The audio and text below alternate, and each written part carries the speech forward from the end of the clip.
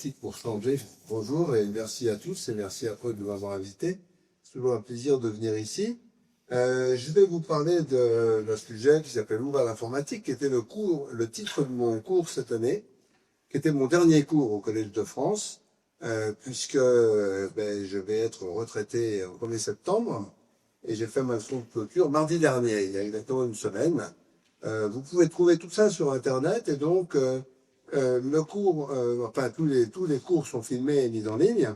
Et le cours Où va l'informatique, donc, ce que je vais vous montrer aujourd'hui, c'est en fait un condensé un petit peu différent peut-être de ce que j'ai fait c'était le 23 octobre au Collège de France, mais sur 2 heures et demie, à peu près. Je vais essayer de vous expliquer où elle est déjà et où elle va. Et je vais essayer de vous expliquer aussi pourquoi la grande majorité de la population européenne s'en est pas aperçue jusqu'à très récemment et pourquoi c'est un problème. C'est un problème, ça. Donc, qu'est-ce qui se passe? D'abord, j'ai écrit un livre qui s'appelle L'hyperpuissance de l'informatique, dans lequel je raconte tout ça en beaucoup plus de détails. Je vais vous raconter un peu le thème de ce livre. Et puis ensuite, je vous parlais de l'évolution de l'infrastructure matérielle et logicielle, qui est centrale évidemment en informatique. L'infrastructure joue un très très grand rôle. Le recentrage sur les données, on ne parle que de ça en ce moment, sous un nom bizarre qui est intelligence artificielle, qui n'a pas grand-chose à voir avec le sujet, mais c'est le recentrage sur les données et l'apprentissage en particulier, qui est un sujet vraiment extraordinaire. L'Internet des objets, et puis deux problèmes majeurs et très largement sous-estimés dans notre société, qui sont les bugs et les trous de sécurité. Bon, alors qu'est-ce qui se passe? Il suffit d'entendre ce que vient de dire Paul sur des prochaines conférences pour comprendre que tout le 19e, 18e aussi, mais fin du 18e, 19e, 20e siècle, était orienté vers un triangle, qui est le triangle de la physique fondamentalement, qui est matière, énergie, onde. Et la physique, c'est toujours estimé à une science, et elle a toujours fait savoir d'ailleurs, mais c'est aussi une science reine. Et donc matière, énergie, onde, c'est ça qui a occupé toute la physique du XXe siècle et toute l'économie aussi, puisque la révolution industrielle est née entièrement de ça, le moteur, la radio, etc. Donc ça, c'est quelque chose qui est assez bien compris, qui a un côté intuitif, hein, la matière, c'est intuitif. Vous voyez ce que c'est, l'énergie, il suffit de monter une côte à vélo pour comprendre que c'est intuitif. Quand on la descend et qu'on dépense de l'énergie, c'est peut-être un peu moins intuitif. Et les ondes, ça a commencé par le télégraphe, la radio, la télévision, etc. Et puis est arrivé à la fin du 20e, techniquement c'est en 1936 avec Turing, elles sont arrivées deux nouveaux larrons qui s'appellent l'information et l'algorithme. Et ça n'a pas été intégré en Europe, quasiment pas. C'est l'information et l'algorithme, ça existait avant, bien sûr. Algorithme, ça vient de Al-Khwarizmi, le mot lui-même date de 1215. Algorithme, qui était une latinisation du nom d'Al-Khwarizmi. Al-Khwarizmi n'est pas connu, il n'est pas enseigné à l'école, alors qu'il a juste introduit en France, en Occident, les chiffres arabes, qui s'appellent d'ailleurs pas du tout chiffres arabes chez Al-Khwarizmi, mais chiffres indiens. Et puis, il a également inventé un petit morceau des mathématiques qui s'appelle l'algèbre, et puis les algorithmes. Mais ça n'empêche pas que son nom soit toujours assez inconnu, ça s'améliore. Voilà. Et ça, c'est un objet bizarre, l'information et l'algorithme. C'est complètement différent. Ça pèse pas, ça sent pas, ça brûle pas. C'est pas du tout la même logique que la physique. Et ça conduit à une façon de penser qui est rigoureusement différente et qui est en train de changer le monde à grande allure, et il faut comprendre pourquoi. C'est pas un hasard si cette forme de pensée est en train de changer le monde, et c'est ça que je voudrais d'abord vous expliquer. Donc, qu'est-ce qui se passe alors? Il y a des gens en France, par exemple, qui ont toujours parlé de l'outil informatique. J'ai toujours entendu ça dans ma vie. L'informatique, c'est un outil. Ça, c'est une absurdité. Depuis très longtemps, qui nous coûte extrêmement cher. Ça fait que nous n'existons pas dans la course mondiale de la première économie du monde, qui est maintenant l'informatique. Nous sommes invisibles là-dedans. C'est un choix que nous avons fait délibéré, hein, faut pas oublier. Outil informatique, faut laisser tomber. C'est énormément plus que ça, c'est à nous montrer. Et puis, il a été beaucoup dit, en particulier pour faire que pendant 35 ans, ça ne soit pas enseigné, que toute personne qui arrive au niveau du bac et passé 0 secondes sur le sujet, il suffit d'apprendre à s'en servir. Ça a été une erreur absolue. Ceux qui la fabriquent ne sont pas ceux qui apprennent à s'en servir. Bien. Alors, il y a une chose à comprendre qui est la rend très différente de la physique, c'est que l'informatique, c'est profondément universel. C'est pas vrai de la physique. Il y a plusieurs physiques. Il y a plusieurs physiques, il y a plusieurs chimies, il y a plusieurs choses comme ça. C'est très varié, mais l'informatique, c'est complètement uniforme. Quoi que vous fassiez, c'est pareil. Il y a une seule notion d'information, quoi que vous fassiez. Alors, il y a une notion d'information physique, mais c'est beaucoup plus compliqué, et ça, j'en parlerai pas. Il y a une seule notion d'algorithme, quel que soit le domaine, c'est exactement les mêmes algorithmes. Il n'y a pas de différence. Moi, par exemple, ce que j'ai fait, ça sert indifféremment à faire des circuits électroniques, à faire voler des avions ou à faire de la musique. C'est exactement la même chose pour moi. Pas de différence. Il y a une machine universelle, ce qui n'existe pas du tout ailleurs, qui est la machine, mais n'importe quelle machine est universelle.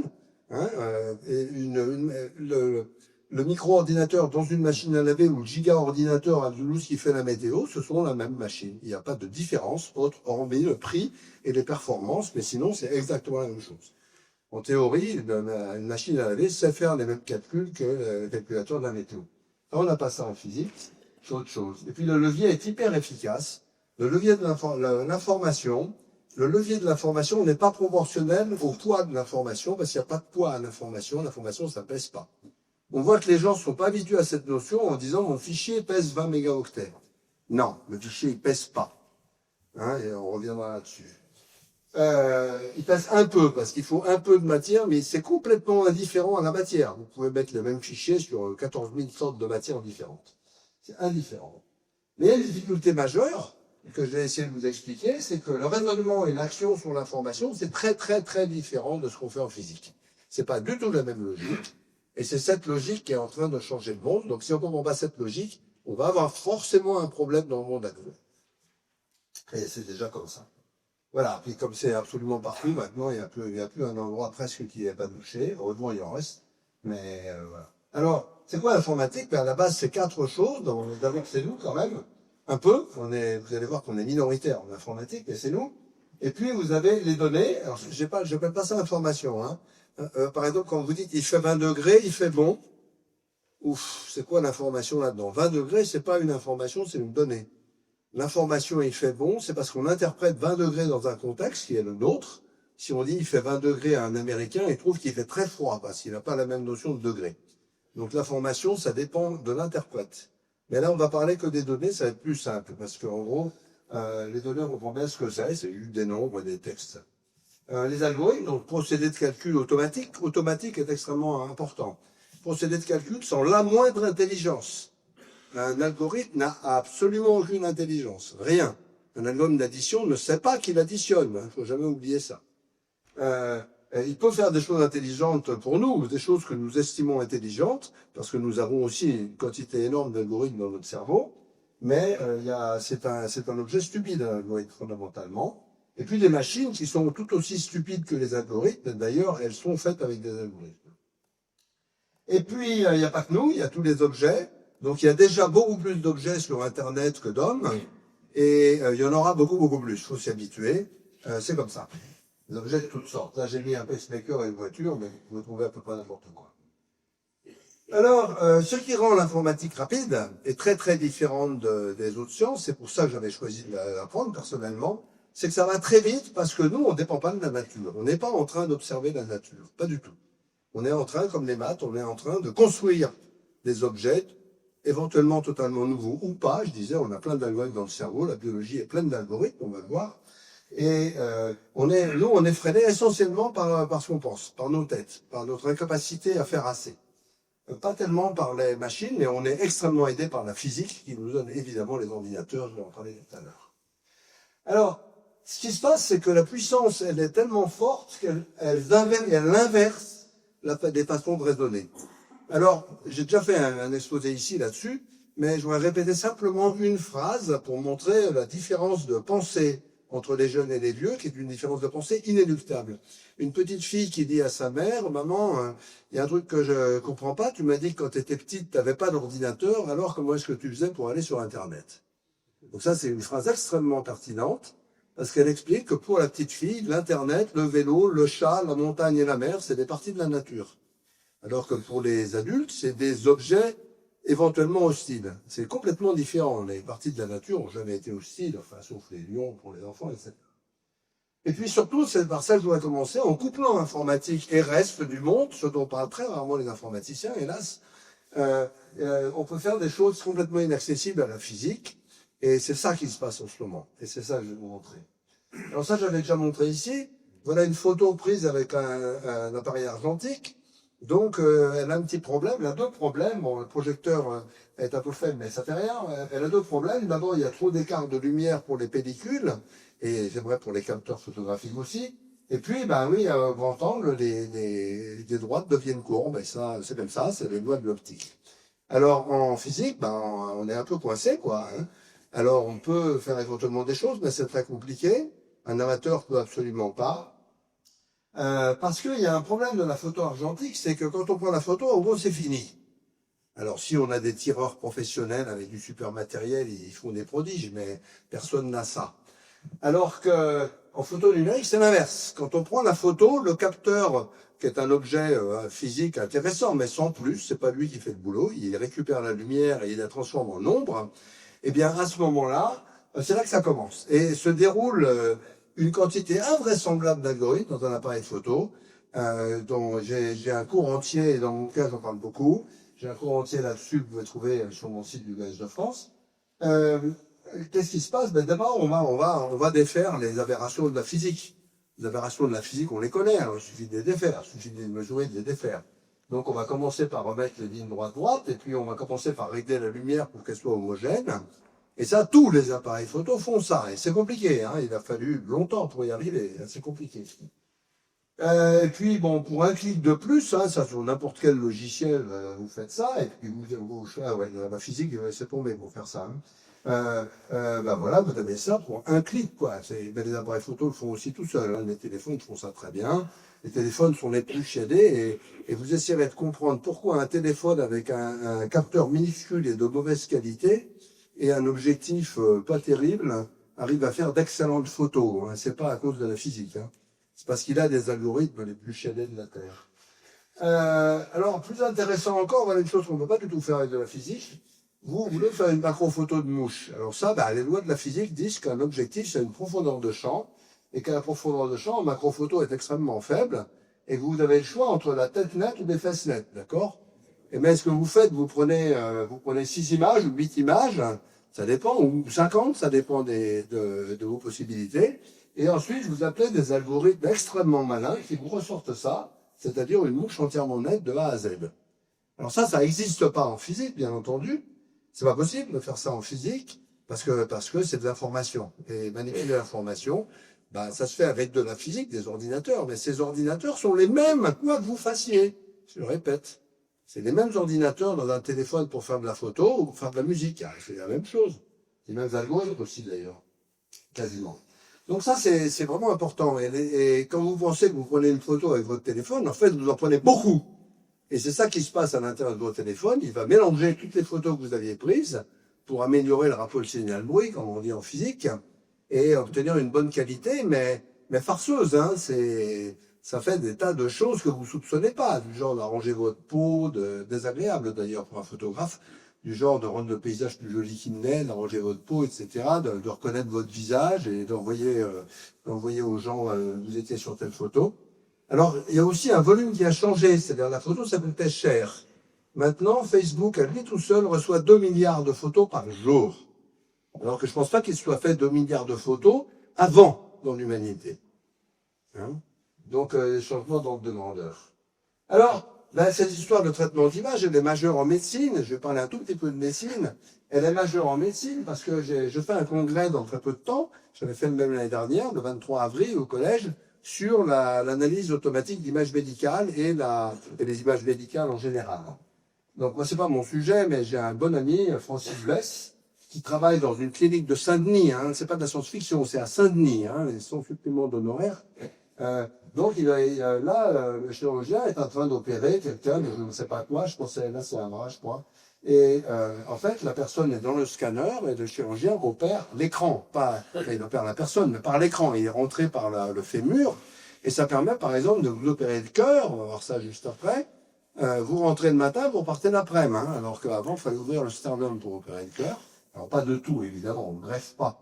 Mais voilà quelqu'un qui est en train de se faire une fibrillation, une correction de fibrillation de l'oreillette.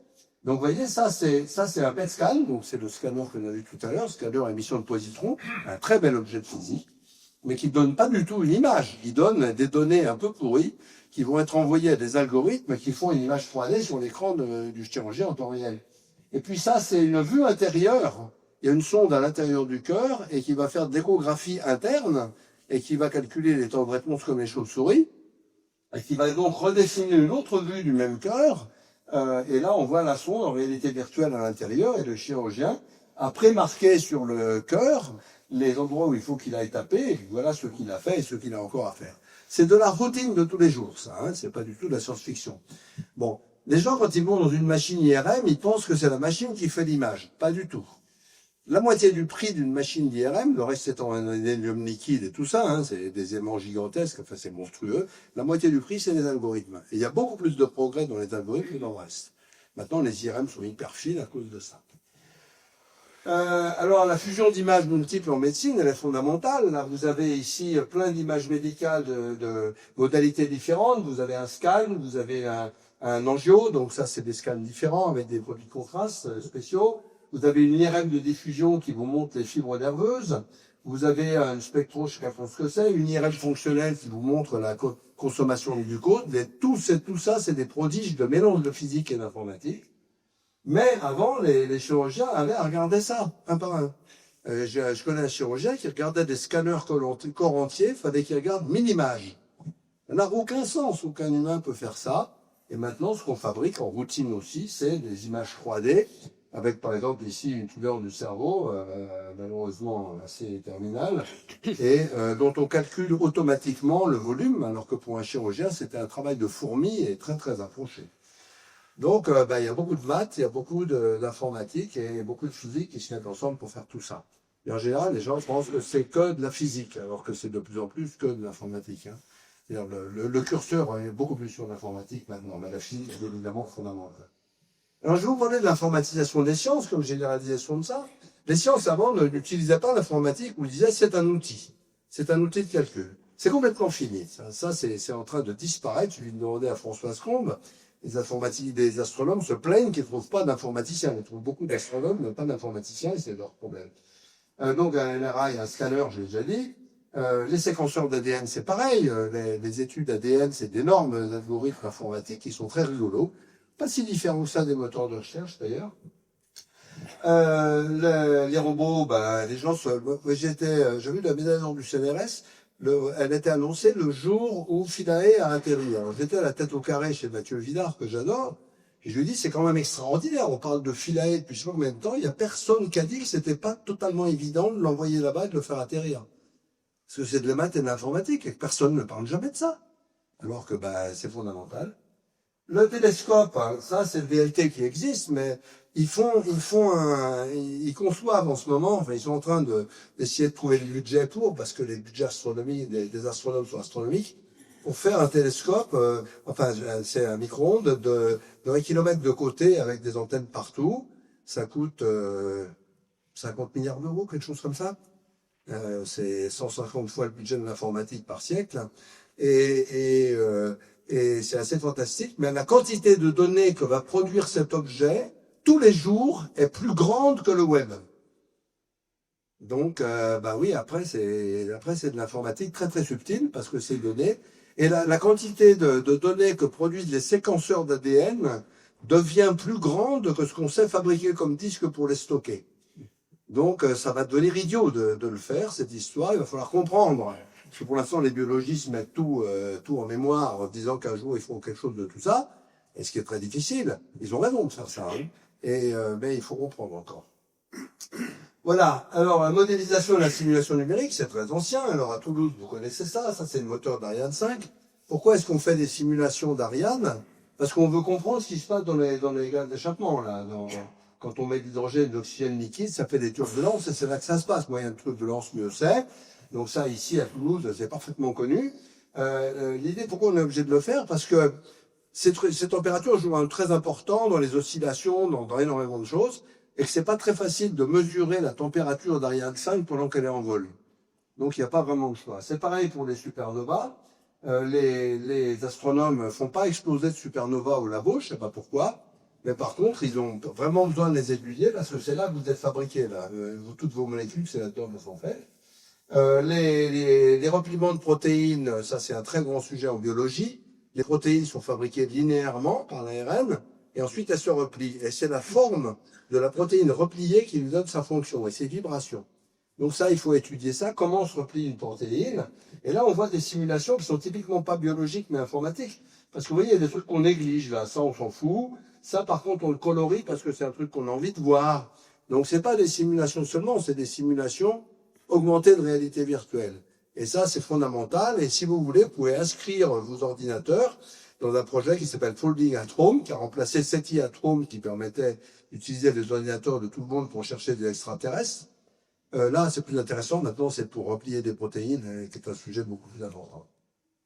Et puis ici, vous avez des simulations d'opérations en chirurgie, par exemple. Il faut que j'aille la déclencher, celle-là. Il faut que j'aille pour ma souris. Ouais, elle est là. Bon, ben, moi, je ne connaissais pas. Elle est là. Voilà. Donc ici, si on voit, c'est une tétralogie de Fallot, c'est une maladie de jeunes qui heureusement guérit, vous voyez.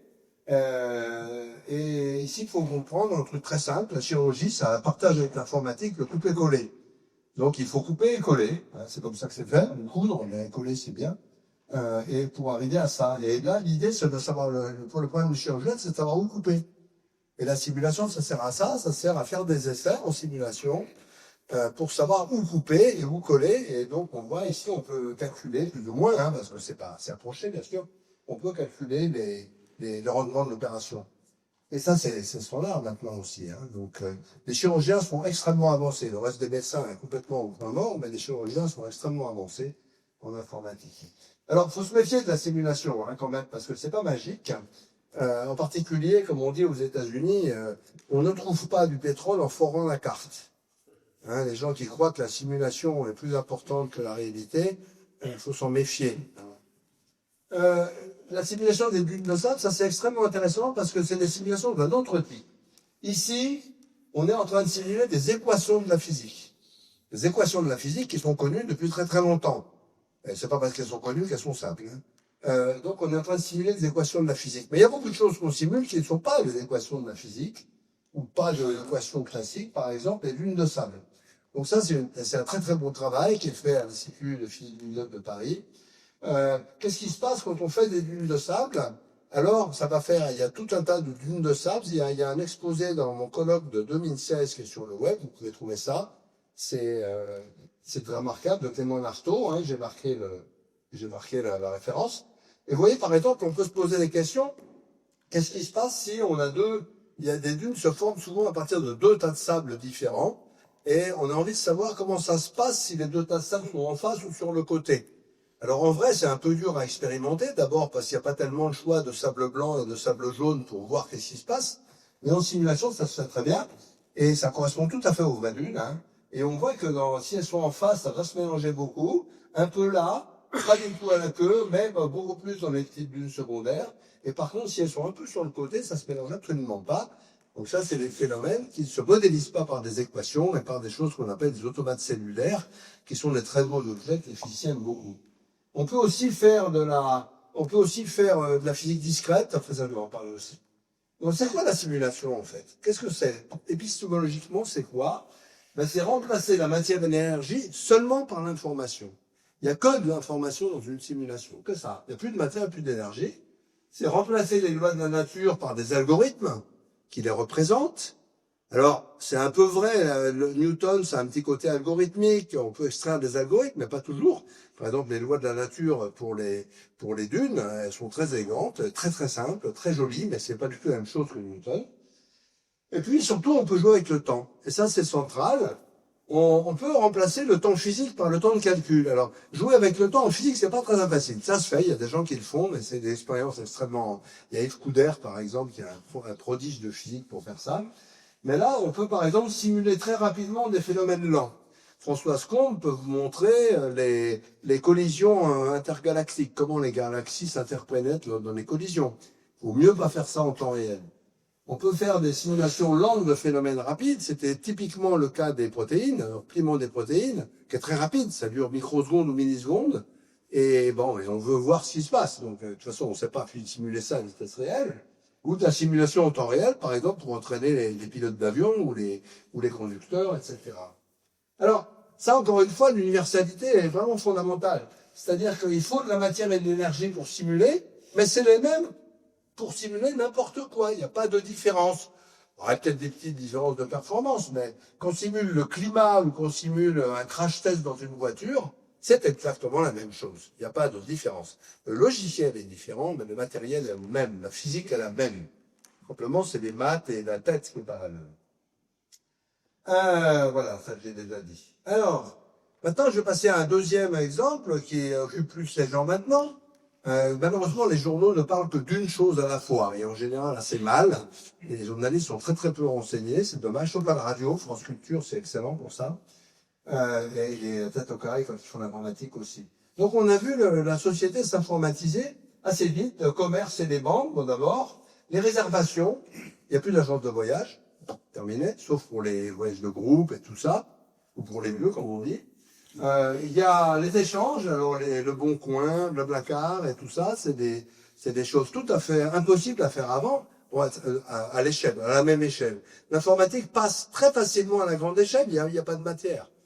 C'est très facile de passer à la grande échelle. Quand je dis il y a 2 milliards de photos par jour à Facebook, chacune peut avoir des milliers de personnes qui la regardent. C'était juste impossible il y a 20 ans, ça. Donc, en photographie, bon, ça ne vous fait pas un dessin, c'est qu'à de dire. La culture, ben, la radio. Alors, j'aime beaucoup le cas des podcasts. Parce que le podcast, la radio, il y avait un inconvénient, c'est qu'il y a le temps dans la radio, c'est-à-dire qu'il faut être à l'heure. Maintenant, c'est fini. Vous écoutez France Culture, eh bien, un quart d'heure après le journal, vous l'avez, qui est déjà là, donc vous pouvez vous affranchir complètement de l'heure quand vous êtes à France Culture. La radio permettait déjà de s'affranchir de l'endroit où on est, et maintenant elle permet aussi de s'affranchir de l'heure. Et de plus en plus, il y a des radios qui ne font que des podcasts, qui ne font pas d'émissions de radio. Et même France Culture fait des podcasts qui ne passent pas sur la radio. Et en fait, ça marche très très fort. France Culture, l'audience de France Culture a énormément augmenté avec les podcasts, ce qui est tout à fait intéressant. L'information, ça c'est pas clair, c'est pas une notion claire. Les journaux sont pas en forme parce que, vous savez pourquoi. Les échanges de savoir, ça c'est fantastique. Je vais en parler. Marmiton.com est un des plus grands sites mondiaux d'échange de savoir sur le sujet le plus sérieux de la Terre, qui est comme on assez bien connu à Toulouse, qui est la cuisine. J'ose pas compter les recettes de cassoulet dans marmiton.com. Ça doit faire autant d'habitants. Et puis même l'État s'est mis à faire des choses assez remarquables, je vais en reparler, c'est vraiment intéressant. Donc ça c'est récent, c'est très récent, l'État par exemple, c'est vraiment pas vieux. Et alors, surtout, il y a eu une explosion de gens qui n'existaient pas en 2000 et qui sont devenus, à l'heure actuelle, l'industrie la plus riche du monde, en très très très très peu de temps. Alors, je sais pas pour faire de la pub que je mets les sigles, mais c'est d'abord pour une raison assez simple. Ils ont tous des chouettes sigles. Hein, ils ont des beaux sigles, c'est très important pour eux. Et alors, il y a quoi? Les moteurs de recherche. Alors, est-ce que vous vous rappelez comment on faisait les choses avant le moteur de recherche? C'est impossible de s'en rappeler, je pense, on peut pas. Moi, je comprends pas comment on faisait les choses avant le moteur de recherche, je sais pas faire. Comment je faisais de la science, comment je trouvais un papier, complètement oublié. Je sens me rappeler qu'il fallait que j'écrive des lettres aux États-Unis, qu'au bout d'un mois, avec un peu de chance, je recevais le papier. C'est fini. Alors, il y en a qui ne pistent pas vos données, hein. Il y en a qui ne vendent pas vos données, hein. C'est ce qu'il faut choisir. Moi, j'utilise celui-là qui est très bien, celui-là aussi. Ils sont très bien. Et c'est pas à Google. Google indexe, vous savez combien? 100 milliards de pages web. Donc, c'est à peu près 10 par habitant. Donc, c'est sûr que pour rater l'information, c'est pas très facile. Et il y a des algorithmes prodigieux. Comment on fait pour dire en un dixième de seconde à votre question parfaitement stupide, il y a 403 272 627 réponses et voilà les 10 plus intéressantes. Ça c'est sérieux. Hein. Si vous voulez savoir comment c'est fait, c'est pas très compliqué, mais alors à inventer, c'est un Français qui l'a inventé ça, enfin un Français, un Américain. Et puis après, il y a Google qui a inventé le moyen de Page et Brin, le moyen de les classer. Et donc, c'était 2 étudiants de PhD qui ont construit une petite boîte qui s'appelle Google, avec un algorithme. Il ne faut pas oublier la puissance de l'informatique. Hein. Le commerce, vous êtes au courant. Un des problèmes ici, les gens se plaignent d'Amazon, mais comment ça se fait qu'aucun site européen n'ait jamais réussi à arriver au quart du début de la cheville? Hein, vous avez la FNAC à côté. Moi, j'ai fait 2 fois, 3 fois que je vais sur la FNAC pour chercher un truc. Le truc est là, mais il n'y a pas de prix. Alors, je téléphone, il dit pourquoi il n'y a pas de prix? Parce qu'il n'est pas en vente. Je dis pourquoi il est pour le site? Ben, je ne sais pas. L'hôtellerie, l'hôtellerie, qu'est-ce qui se passe là? Ça, c'est intéressant ce qui se passe là. Hein, l'hôtellerie, si vous regardez Booking.com, Airbnb, TripAdvisor, il y a un truc qu'ils n'ont pas, c'est d'hôtel. Pourtant, c'est les rois de l'hôtellerie. Curieux ça quand même, non? Uber, c'est pareil. Uber, Lyft et Blablacar, ils n'ont pas de voiture. Pourtant, c'est les rois du transport en voiture. Alors attention, Uber, c'est à cause de son site. Maintenant, il y a des taxis. Vous voyez, regardez le changement de logique. Qu'est-ce que c'est qu'Uber? C'est de dire, avoir une voiture, c'est les ennuis, c'est la vidange, c'est tout ça. C'est pour payer le chauffeur, tout ça. Donc, la seule chose importante, c'est de savoir qui veut aller où, quand. Et combien il faut de voitures à tel endroit, etc. C'est ça qui est important. OK? Et Booking, c'est la même chose. C'est avoir des hôtels, c'est la galère, ça fait des travaux, ça coûte cher. Non, le seul truc important, c'est qui veut aller où, quand. Le reste, c'est des détails. Ah oui, ça, c'est vraiment important. La musique, il y a longtemps qu'elle est en ligne. Hein. Le CD est un objet qu'il faut garder soigneusement pour les enfants, au même titre que le 78 tours et le vinyle. Pareil pour le DVD. Et c'est pareil pour dans le cinéma, c'est différent. Le cinéma a un rôle social assez différent et la musique de concert se porte bien. Donc c'est autre chose. Mais la musique enregistrée, je parle, hein, de même que le film enregistré. Alors, c'est pas de la pub, c'est vraiment pour insister sur le fait que ces sites sont nés dans la pensée informatique. Et ils ont gagné instantanément par rapport à ceux qui ont essayé de s'y adapter 20 ans après. C'est vraiment très simple. Et il y a un effet winner take all, c'est-à-dire que le premier prend tout, c'est un effet très violent. Pourquoi? Qui ne se fait pas en physique? Parce qu'en physique, il faut fabriquer des objets. Là, il n'y a rien à fabriquer. Enfin, si, il faut quand même du matériel. Hein. Le moteur de recherche de Google, lui tout seul, doit avoir plus d'1 million d'ordinateurs. Hein. Mais c'est des ordinateurs bas de gamme, hein. C'est pas des trucs. Bon. Donc, c'est assez important. Donc, alors voilà, la question que j'avais posée tout à l'heure, c'est pour capter la valeur ajoutée de l'hôtellerie ou du taxi, est-il essentiel d'avoir des hôtels ou des taxis? La réponse est non. Ce qui compte, c'est de savoir qui veut aller où quand et de collecter les habitudes des gens pour comprendre les chemins, etc. Avec ou sans leur consentement. Comme ils ne sont pas au courant, et qui ne veulent pas l'être, en général, les gens se plaignent de ne pas être au courant, et nous, ça fait juste 20 ans qu'on essaie de les mettre au courant, ils s'en foutent. Hein. Donc moi, quand ils se plaignent, very French. Et la devise de tous ces gens-là, c'est tous pour un, mais 15%, ce qui marche extrêmement bien. Alors, il y a quand même, il faut voir qu'il y a des gens qui ont changé, parce que vous regardez un taxi avant. Un taxi, c'est quelqu'un qui avait une voiture, et une licence. Ça coûte la peau des fesses, les deux. Hein. Et quel était son problème? Lui, c'était de trouver des clients. D'abord, c'était d'avoir sa licence. Donc, ils avaient fait des centres d'appel avec des nanas super douées qui disaient machin, t'es là, etc. Et il y en a plein qui n'ont pas changé. Mais G7, par exemple, a exactement le même site qu'Uber à Paris. Il n'y a aucune différence entre G7 et Uber, sinon ils ont des vrais employés et tout ça. Donc c'est faisable pour les gens qui veulent le faire. La musique. Alors pourquoi s'il faudrait avoir des supports physiques, ça sert vraiment à rien, sauf pour les nostalgiques. Il y a même des gens qui disent que le son du vinyle est meilleur que le son numérique. Alors je leur explique que tous les vinyles, depuis très longtemps, sont enregistrés à partir d'enregistrements numériques. Mais bon, c'est pas très grave. Donc le son du vinyle est agréable à l'oreille parce qu'il a des distorsions intéressantes. C'est vrai, il est très agréable à l'oreille. Distorsions qu'on sait aussi faire en numérique, un peu moins bien. Le vinyle est quand même pas mal, puis il y a un culte. Le culte, ça ne discute pas. Enfin, ça dépasse jamais très loin comparé au reste. Mais il y a quand même des problèmes sérieux, hein, l'invasion de la publicité, du gratuit. Alors les gens se sont fait avoir, mais ils ont été prévenus. Les gens disent, mais Google nous pique toutes nos données, mais ça fait 25 ans qu'ils le disent. Ils ont toujours été d'une clarté totale. Il a dit, on vous pique vos données, vous allez en profiter. Ils ont toujours été très clairs. Et les gens disent, ah, j'avais pas compris. Bah ouais, faut pas se plaindre quand on comprend pas ce que les autres disent, hein, des fois. L'usage exagéré des écrans, alors c'était déjà vrai pour la télé. Hein, je veux dire, le nombre de gamins qui passent leur vie devant la télé pour que les parents soient tranquilles est assez élevé. Et c'est beaucoup plus un problème de parents que d'enfants. Hein. Ça se contrôle, les enfants, si les parents contrôlent, c'est plus facile. Moi, j'étais président d'une école Montessori longtemps, c'est plus facile de contrôler les enfants que les parents, hein. Les fake news, ça, on en parle tellement que je ne vais pas en parler. Et alors, ce qui se passe maintenant, c'est que les gens voudraient corriger le problème en n'essayant pas de le comprendre. Et ça ne marchera pas. C'est-à-dire, les gens veulent passer zéro temps sur la compréhension et 1 milliard de temps à discuter, à répéter les mêmes trucs dans les mêmes articles de journaux qui passent en boucle. Ça n'ira nulle part. Alors, l'État, c'est plus vrai. Par exemple, il y a beaucoup d'organismes d'État qui sont devenus complètement sérieux sur ce type d'analyse, j'en parlerai.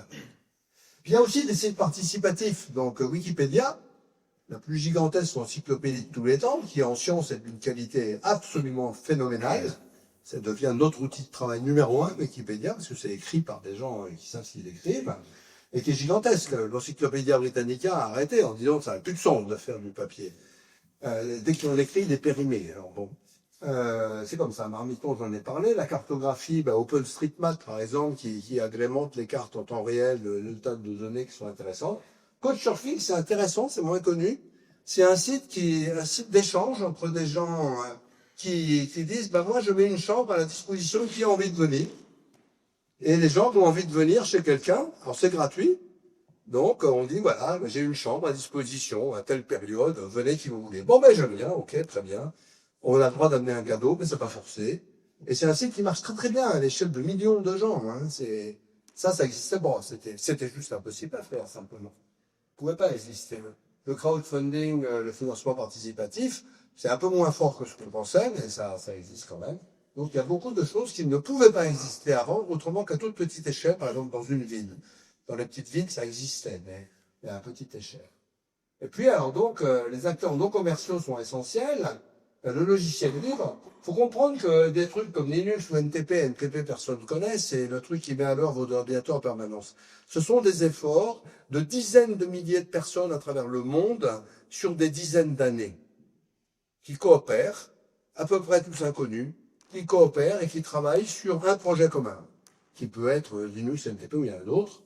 C'est gigantesque, ça ne s'est jamais fait à cette échelle-là, des gens qui ne se verront jamais, qui ne se connaîtront vraiment jamais. Alors on dit qu'il n'y a pas de relation sociale dans Internet, mais ça, c'en est quand même une sacrée. Hein.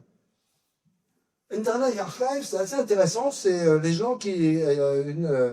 ça c'est payant, pour ceux qui s'y mettent, hein, donc les sites web qui ont envie d'être sauvegardés, sérieusement, pour le futur, pour servir d'archive. Hein. Et donc c'est 15 pétaoctets. Alors un pétaoctet, c'est 1000 téraoctets. Hein. Donc, 1000 téraoctets, vous achetez un disque qui fait 1 téraoctet à peu près, enfin 1,5 téraoctets. Donc, c'est beaucoup, c'est gros, 15 pétaoctets. Il y a 330 milliards de pages qui sont sauvegardées. Il y a 2 millions de livres. Ça commence à être plus gros que la bibliothèque du Congrès. Il y a 10 millions de textes divers qui sont sauvegardés volontairement par les gens dans une organisation unique et très sérieusement faite. Software Heritage, qui est française. C'est un projet récent de l'INRIA. L'idée, c'est le logiciel, c'est une création intellectuelle incroyable. Il faut le préserver. Et donc, c'est fait. C'est en train de se faire. Donc, pour l'instant, ils ont en 2 ans, ils ont préservé 4,5 milliards de fichiers sources de programmes. 4,5 milliards, hein, c'est pas, on joue pas petit en informatique, hein. Et ça, c'est rien, ça prend très peu de matière. Enfin, quand même. Et 83 millions de projets de logiciels, qui savaient qu'il y avait 83 millions de projets de logiciels. Mais c'est un tout petit morceau de ce qui se fait. 83 millions de projets, c'est petit par rapport à la réalité. Les sciences ouvertes, la physique et l'astronomie, mais les données de la physique et de l'astronomie sont accessibles à tout le monde. Hein. Les données du CERN, les données des astronomes sont accessibles sur le web, les données de la météo. Moi, j'ai rencontré à Oléron quelqu'un ici qui était grand chef des modèles chez Météo France et qui a fait son site à lui, qui s'appelle météolab.fr, dans lequel il fait des prévisions, enfin il explique les données publiques de Météo France, donc personne ne sait qu'elles existent. C'est très intéressant comme site pour les prévisions. Très très précis. Je sais pas trouver ça, mais enfin c'est des données publiques. Donc tout ça c'est fondé sur la pensée informatique. C'est-à-dire que les gens qui n'ont pas la pensée informatique, ils peuvent absolument pas inventer ça.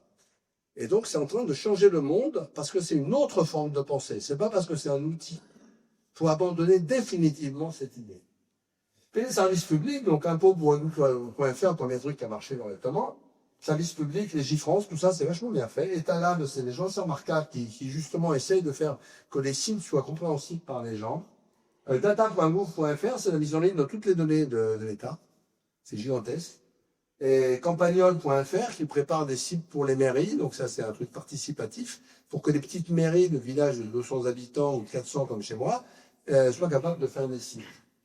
Mais aussi il y a énormément de trucs complètement nuls dans l'État, par exemple carte grise, je suppose que tout le monde a entendu parler de ça. Par exemple digipost.fr qui est absolument extraordinaire.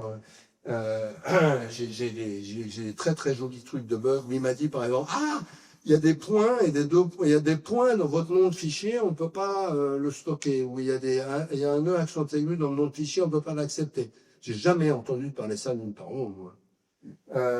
Alors, l'auto-entrepreneur, URSAF et Notre Entreprise, 3 sites, chacun mal foutus, qui passent leur temps à s'envoyer les uns aux autres. Pour les auto-entrepreneurs, ça semble. Enfin bon. Quand même, ça s'améliore, mais il y a un vrai problème qui est étudié maintenant, posé par le défenseur des droits en ce moment, il y a des tas de gens qui ont pas envie. Ils ont le droit. Et donc, comme il y a suppression du reste, c'est pas ça. Bon, alors, je vais peut-être faire une petite pause là, avant d'attaquer une autre partie. Si vous avez des questions urgentes, il y aura plus de questions à la fin. Oui?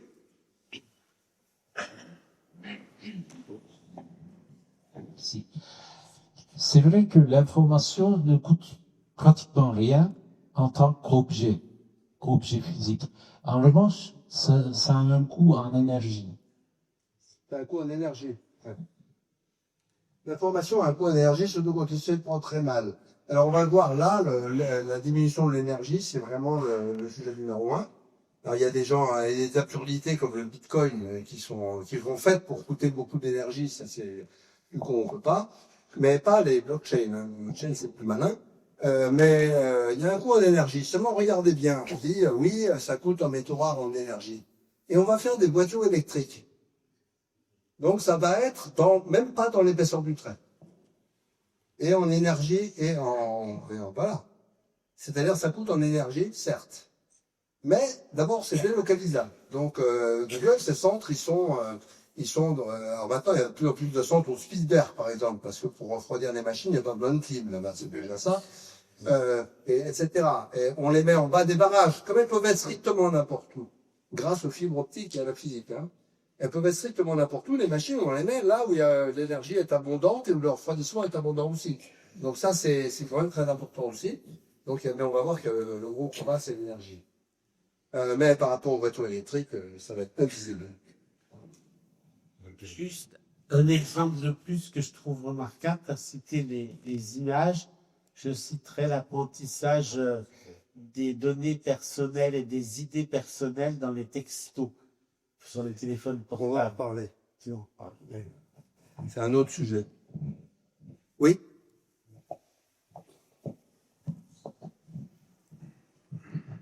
Ça serait sur la protection. J'essaie de toutes les façons de pas être suivi, de pas être fiché, d'effacer les cookies. J'utilise Quant, etc. Et je reçois quand même des trucs.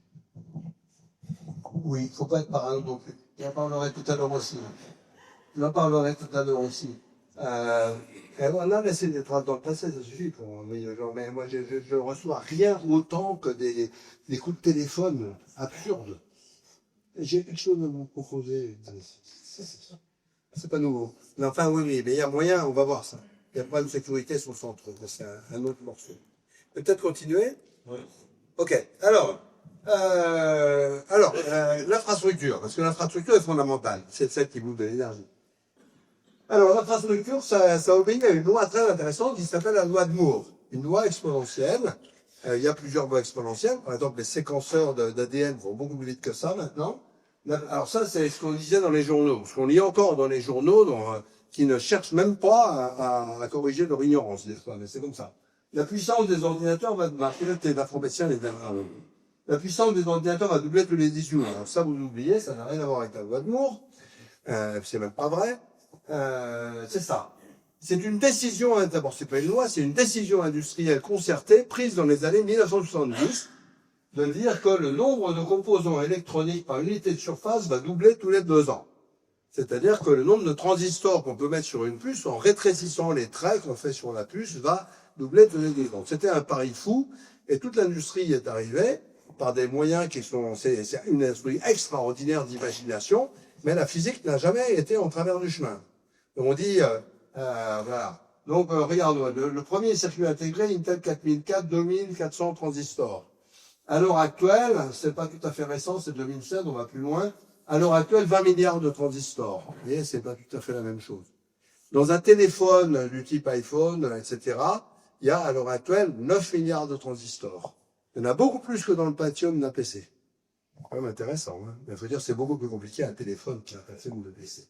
Et vous voyez, ça a été, ouf, ça c'est une échelle logarithmique, donc ça a été tout droit, avec le temps. Donc ça a été absolument essentiel. Tout ça, évidemment, a pris décroissant considérablement. C'est-à-dire que ça coûtait beaucoup plus cher que ça. L'arrêt, alors il y avait une loi complémentaire à la loi de Moore qui m'a toujours fait rire, qui était le nombre de commentateurs bien informés présidant à la fin proche de la loi de Moore pour atteindre les limites de la physique double tous les 2 ans. Donc j'ai entendu ça depuis que je suis petit.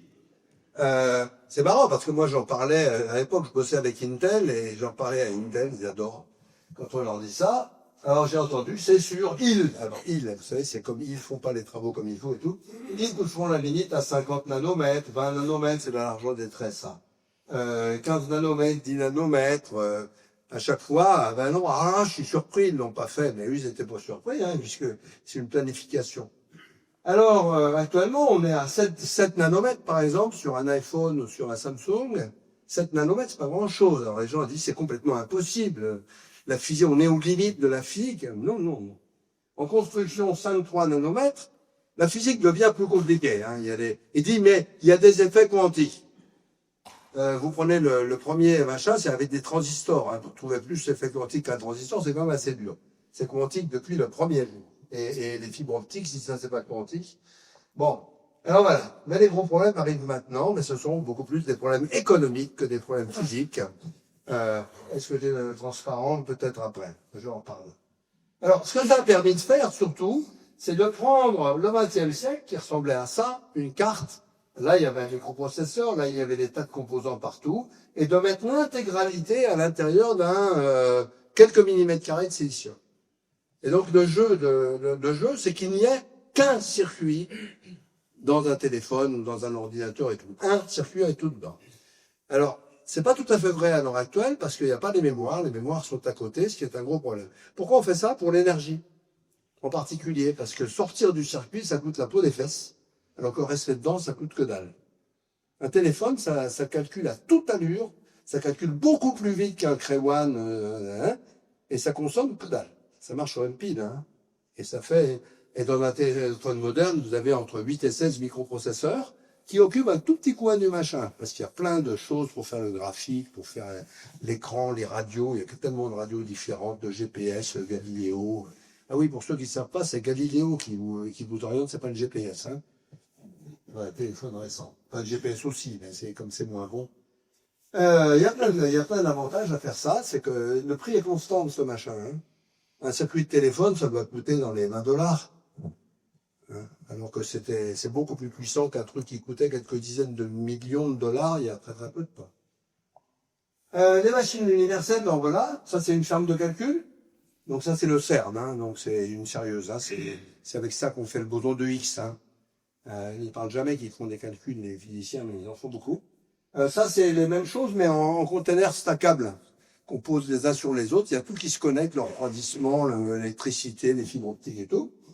Ça, vous connaissez. Ça, c'est une tablette, j'aime beaucoup, parce que quand on se sert comme appareil photo, c'est spécialement élégant. Et puis le téléphone, dont la fonction numéro 1, la fonction numéro 1 des téléphones, c'est de prendre des photos. Et surtout chez les jeunes, donc il y a horreur de appeler au téléphone, et il y a le SMS et la photo. Et puis naviguer sur Internet, évidemment. C'est naviguer sur Internet qui bouffe la pile, hein. C'est ni la photo, ni encore la photo, c'est la vidéo et naviguer sur Internet, c'est ça. Le reste, c'est rien. Téléphoner, c'est... Si on appelle téléphone, je pense qu'il se rendrait à peu près autant maintenant, les téléphones. C'est bien parce que le téléphone, c'est intrusif. Hein. Et la machine à laver, donc j'ai déjà parlé, là, qui a un chip qui est plus petit, moins cher, qui fondamentalement est pareil. Alors, il y a un très beau dessin de Philippe Guéluc, j'adore Philippe Guéluc, qui est sur le smartphone. Il est incroyable, il sort du smartphone. Mon pote, tout ça, ils ont réussi à le caser dans un smartphone, il doit y avoir un truc. Et qu'est-ce que c'est tout ça? Ben, vous avez des jeux, vous avez des piles de dossiers, vous avez un réveil, vous avez un téléphone, un dictionnaire, la radio, un magnétophone, un album photo, une machine à écrire, un tourne-disque, et encore plein de trucs, un appareil photo gros, et puis des caméras vidéo et tout ça, c'est dans un smartphone. Alors c'est assez intéressant parce que il y a des contresens qui sont faits facilement. Par exemple, les gens disaient, mais le smartphone, c'est comme le couteau suisse maintenant. Ben non, parce que le couteau suisse, c'est une caractéristique, c'est pas très bien. Hein, c'est pas très bon à peu près quoi qu'il fasse. C'est pratique parce qu'on a tout dans la main. Alors que le téléphone, c'est juste excellent partout. C'est un des meilleurs appareils photo. C'est certainement une des toutes meilleures caméras vidéo. Rassurez-vous, pour l'instant, il y a pas de zoom, il n'y a pas de grand angle, mais c'est en train d'arriver super vite, puis ça va vous faire du 3D que vous n'aurez pas le temps de comprendre. C'est vraiment excellent partout. C'est-à-dire que c'est, comme enregistreur, c'est aussi bon que tout ce qu'on achetait très cher avant. Voilà. Donc, ça, c'est dû à un circuit et énormément de logiciels. On parle du circuit, mais 100 millions de lignes de code au minimum dans chaque téléphone. 100 millions de lignes de programme. Hein. Essayez pas de les imprimer. Faut pas oublier que c'est le logiciel qui décide quoi faire. C'est-à-dire le circuit est là pour faire marcher le logiciel. C'est pas l'inverse. Hein. Voilà. Et le problème, c'est voilà, la loi de Moore ralentit à cause de l'énergie et surtout de la chaleur. Ben, c'est relié. Donc, avant, le jeu, c'était d'accélérer les circuits. Maintenant, c'est de les ralentir.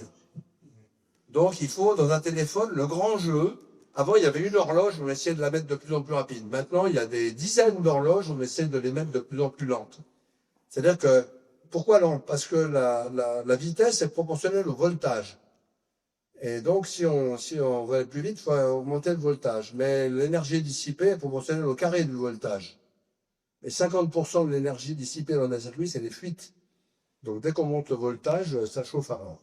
Et puis après, c'est assez compliqué, il ne faut pas qu'il y ait des points chauds, c'est très compliqué. Vous ne vais pas m'attendre là-dessus, c'est très rigolo.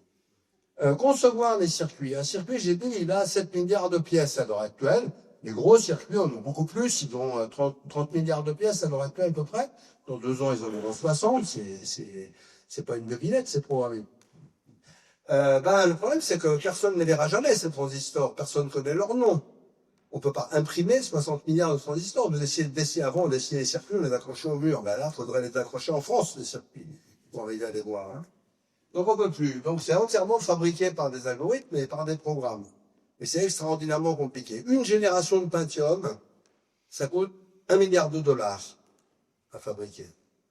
Donc c'est pas rien.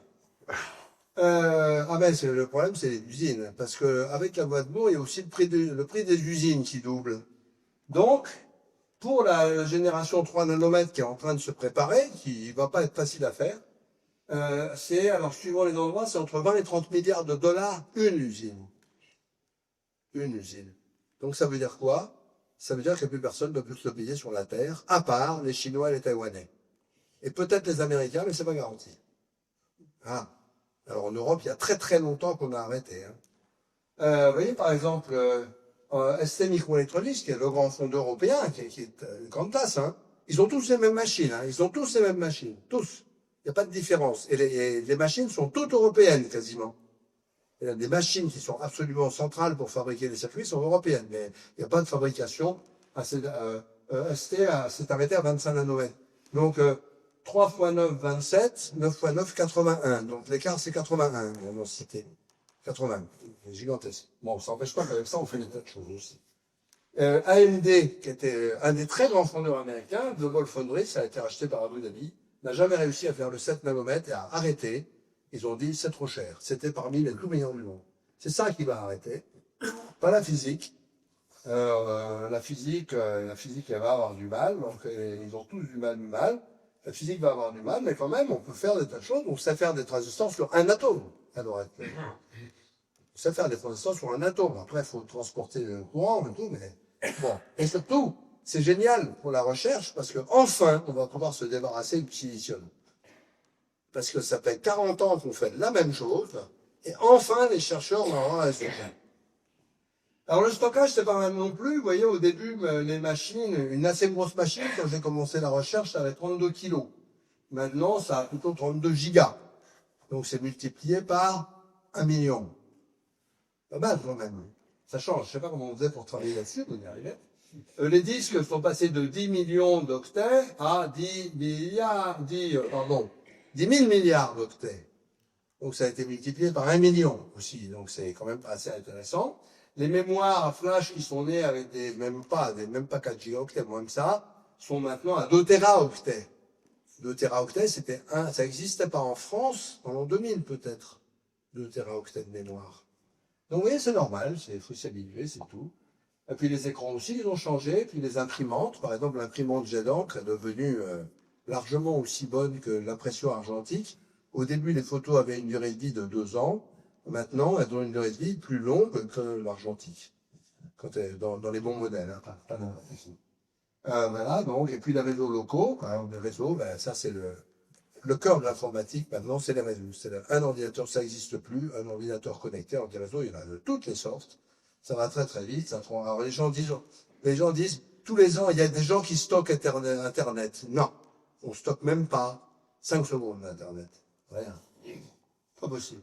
Alors Internet, d'ailleurs, il y a du monde, hein, donc il y a 4,12 milliards d'utilisateurs pour l'instant, ça grandit très rapidement, particulièrement en Afrique.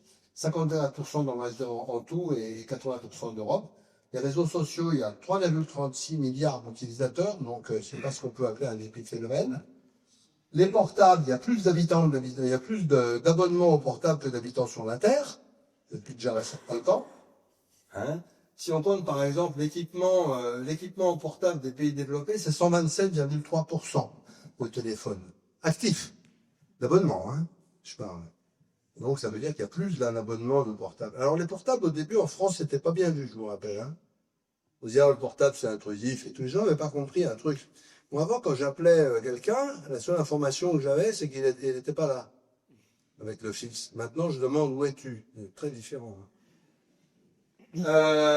Bien, maintenant c'est surtout devenu interopérable, c'est-à-dire que vous changez, vous passez de l'un à l'autre, du 4G à Wi-Fi et ça marche encore. Ça c'est vraiment difficile. Hein. Là, l'industrie des télécoms n'existe plus, elle s'appelle plus comme ça, elle s'appelle l'informatique, mais c'est vraiment dur hein, d'arriver à faire ça, vraiment difficile. Calcul dans le nuage, ah ouais, ça c'est énorme. Il y a toujours un basculement décentralisation, recentralisation. Au début, c'était des grosses machines centralisées. Après, on est passé au PC décentralisé. Et maintenant, on passe à une espèce d'hybride. C'est-à-dire, on a les téléphones hyper puissants, mais qui causent à des fermes de calcul hyper puissantes. La reconnaissance de la parole, on ne sait pas encore la faire dans un téléphone. Ça viendra, mais quand vous parlez dans ça part au Spitzberg et ça revient. Il y a des gens qui s'étonnent, qui disent par exemple, ah, mais je comprends pas, mon message est passé par Londres pour aller de Paris à Paris. Quel est le problème? C'est de la lumière, ça coûte rien de passer par Londres, si c'est moins cher que de passer par Paris. Ça coûte rien. Transporter des photons, on s'en fout. Il y a une très grande, ah oui, il y a la nostalgie de Transpac en France, ah oui, surtout chez les Bretons, il y a la nostalgie de Transpac. Il y a une énorme différence, c'est que dans un réseau téléphonique, ceux qui font le boulot, c'est les opérateurs, c'est eux qui gèrent le réseau. Dans Internet, c'est vous qui gérez le réseau, vous le savez pas. Il n'y a pas de gestionnaire du réseau dans Internet. C'est votre ordinateur, c'est votre téléphone qui gère le réseau. Et ça, les gens ne savent pas, c'est assez rigolo. C'est un principe complètement inversé, les inversions mentales. C'est-à-dire que c'est le principe à l'envers, c'est-à-dire que l'opérateur, lui, il fait juste transiter les paquets, les petits paquets. Il les envoie. Alors, avant, vous avez des communications qui suivaient des chemins, c'est terminé. Vous envoyez 2 paquets sur Internet, et peut-être qu'ils ne passent pas du tout par le même chemin, on s'en fout. Donc c'est un changement de logique très profond, qui a été inventé simultanément aux États-Unis et en France, hein, Louis Pouzin et comment il s'appelle, Vinton Cerf. Mais enfin, c'était un principe qui était dans l'air. Pas rien, tout ça. Puis les logiciels, ah ouais, alors là, les logiciels, c'est énorme. On dit que ça coûte très très cher de faire un circuit, mais alors un logiciel, c'est pire. Les systèmes d'exploitation sont des choses énormes. Donc, Linux, c'est pas ils sont à peu près tous pareils. Linux, le cœur de Linux, c'est 22 millions de lignes. Les gens disent que c'est un petit système, pas du tout. Hein. C'est un énorme système. Quand on prend tout ce qu'il y a dans un système, on arrive à 100 millions de lignes à peu près hein, dans un téléphone. Déjà, rien avec le système. Et puis, il y a un gros problème de sécurité et de mise à jour. Vous voyez, il y a tout le temps des mises à jour, des mises à jour, des mises à jour. Ça, je vous expliquais pourquoi. Puis alors, si vous ne les faites pas, ça, c'est pas une bonne idée. Hein. Vous allez voir ça. les navigateurs, pareil, hein. Vous appelez Chrome, Firefox, vous avez l'impression que c'est un petit truc, c'est un monstre. Ce sont des monstres d'intelligence qui sont extraordinairement durs à faire et qui sont tous gratuits d'ailleurs pour le coup vraiment. Mais ce sont des monstres. C'est peut-être les créations, un circuit, je pense, un circuit ou un système d'exploitation, c'est peut-être les créations les plus difficiles qui aient jamais été faites. C'est pas plus compliqué à faire qu'un avion. Bon, il y a beaucoup de choses. Là, c'est là-dessus. Par contre, ce qui est rigolo, c'est le changement total dans les logiciels. Alors, d'abord, il y a un changement de vocabulaire. Avant, on disait un programmeur. Moi, je disais le programme. Maintenant, on dit je code dans les journaux. Ah oui, maintenant, on fait plus de l'informatique et de la programmation, on fait du numérique et du codage. Pourquoi? Parce que ça permet aux gens qui savent pas ce que c'est que l'informatique ni la programmation, de parler entre eux tranquillement, en étant tous au même niveau d'incompétence et sans faire l'effort de savoir de quoi il s'agit. Ça, c'est absolument clair. Tous les politiques, alors maintenant, ils ont un logiciel des hommes politiques aussi, faut pas oublier. Donc, ça leur permet de coder, d'apprendre à coder, enfin, de dire aux gens d'apprendre à coder, pardon. Eux, ils ne le font pas forcément, ils en ont le temps. Alors, on me demande parfois, est-ce que vous connaissez des programmateurs? Je dis non, ça c'est dans les machines à laver. Alors, il y a une très très grande variété. Et ah oui, vous regardez les applications de téléphone où la qualité n'est pas vraiment au rendez-vous encore. Vous voyez toujours à chaque mise à jour un message à la fin qui vous dit amélioration de l'expérience utilisateur et correction de bugs. C'est l'incantation, ça. Vous savez, vous tapez sur une touche et ça vous imprime ça. Ça veut dire, en bon français, ça marche pas. C'est assez clair. Mais il y a eu un énorme changement entre 2007 et 2019, qui a été en particulier dû à un Français exceptionnel, qui s'appelle Jean-Marie Hulot. Vous pouvez voir un exposé sur le site du Collège de France dans le cours de Didier Roux, vous tapez Jean-Marie Hulot au Collège de France, et qui est quelqu'un, un Français, qui était un de nos étudiants quand j'étais à l'IRIA il y a longtemps, qui a fait une thèse de maths, puis qui après était un peu artiste, et il est allé travailler enfin l'histoire est un peu plus longue que ça, mais il avait fait un générateur d'interface, un truc magnifique, et il a montré ça à Stanford, et il y a un petit jeune qui s'appelle Steve Jobs, qui lui a dit, quoi, je t'embauche. Lui, il lui a dit, non, moi, je pars 3 mois au Tibet, comme je le fais tous les ans.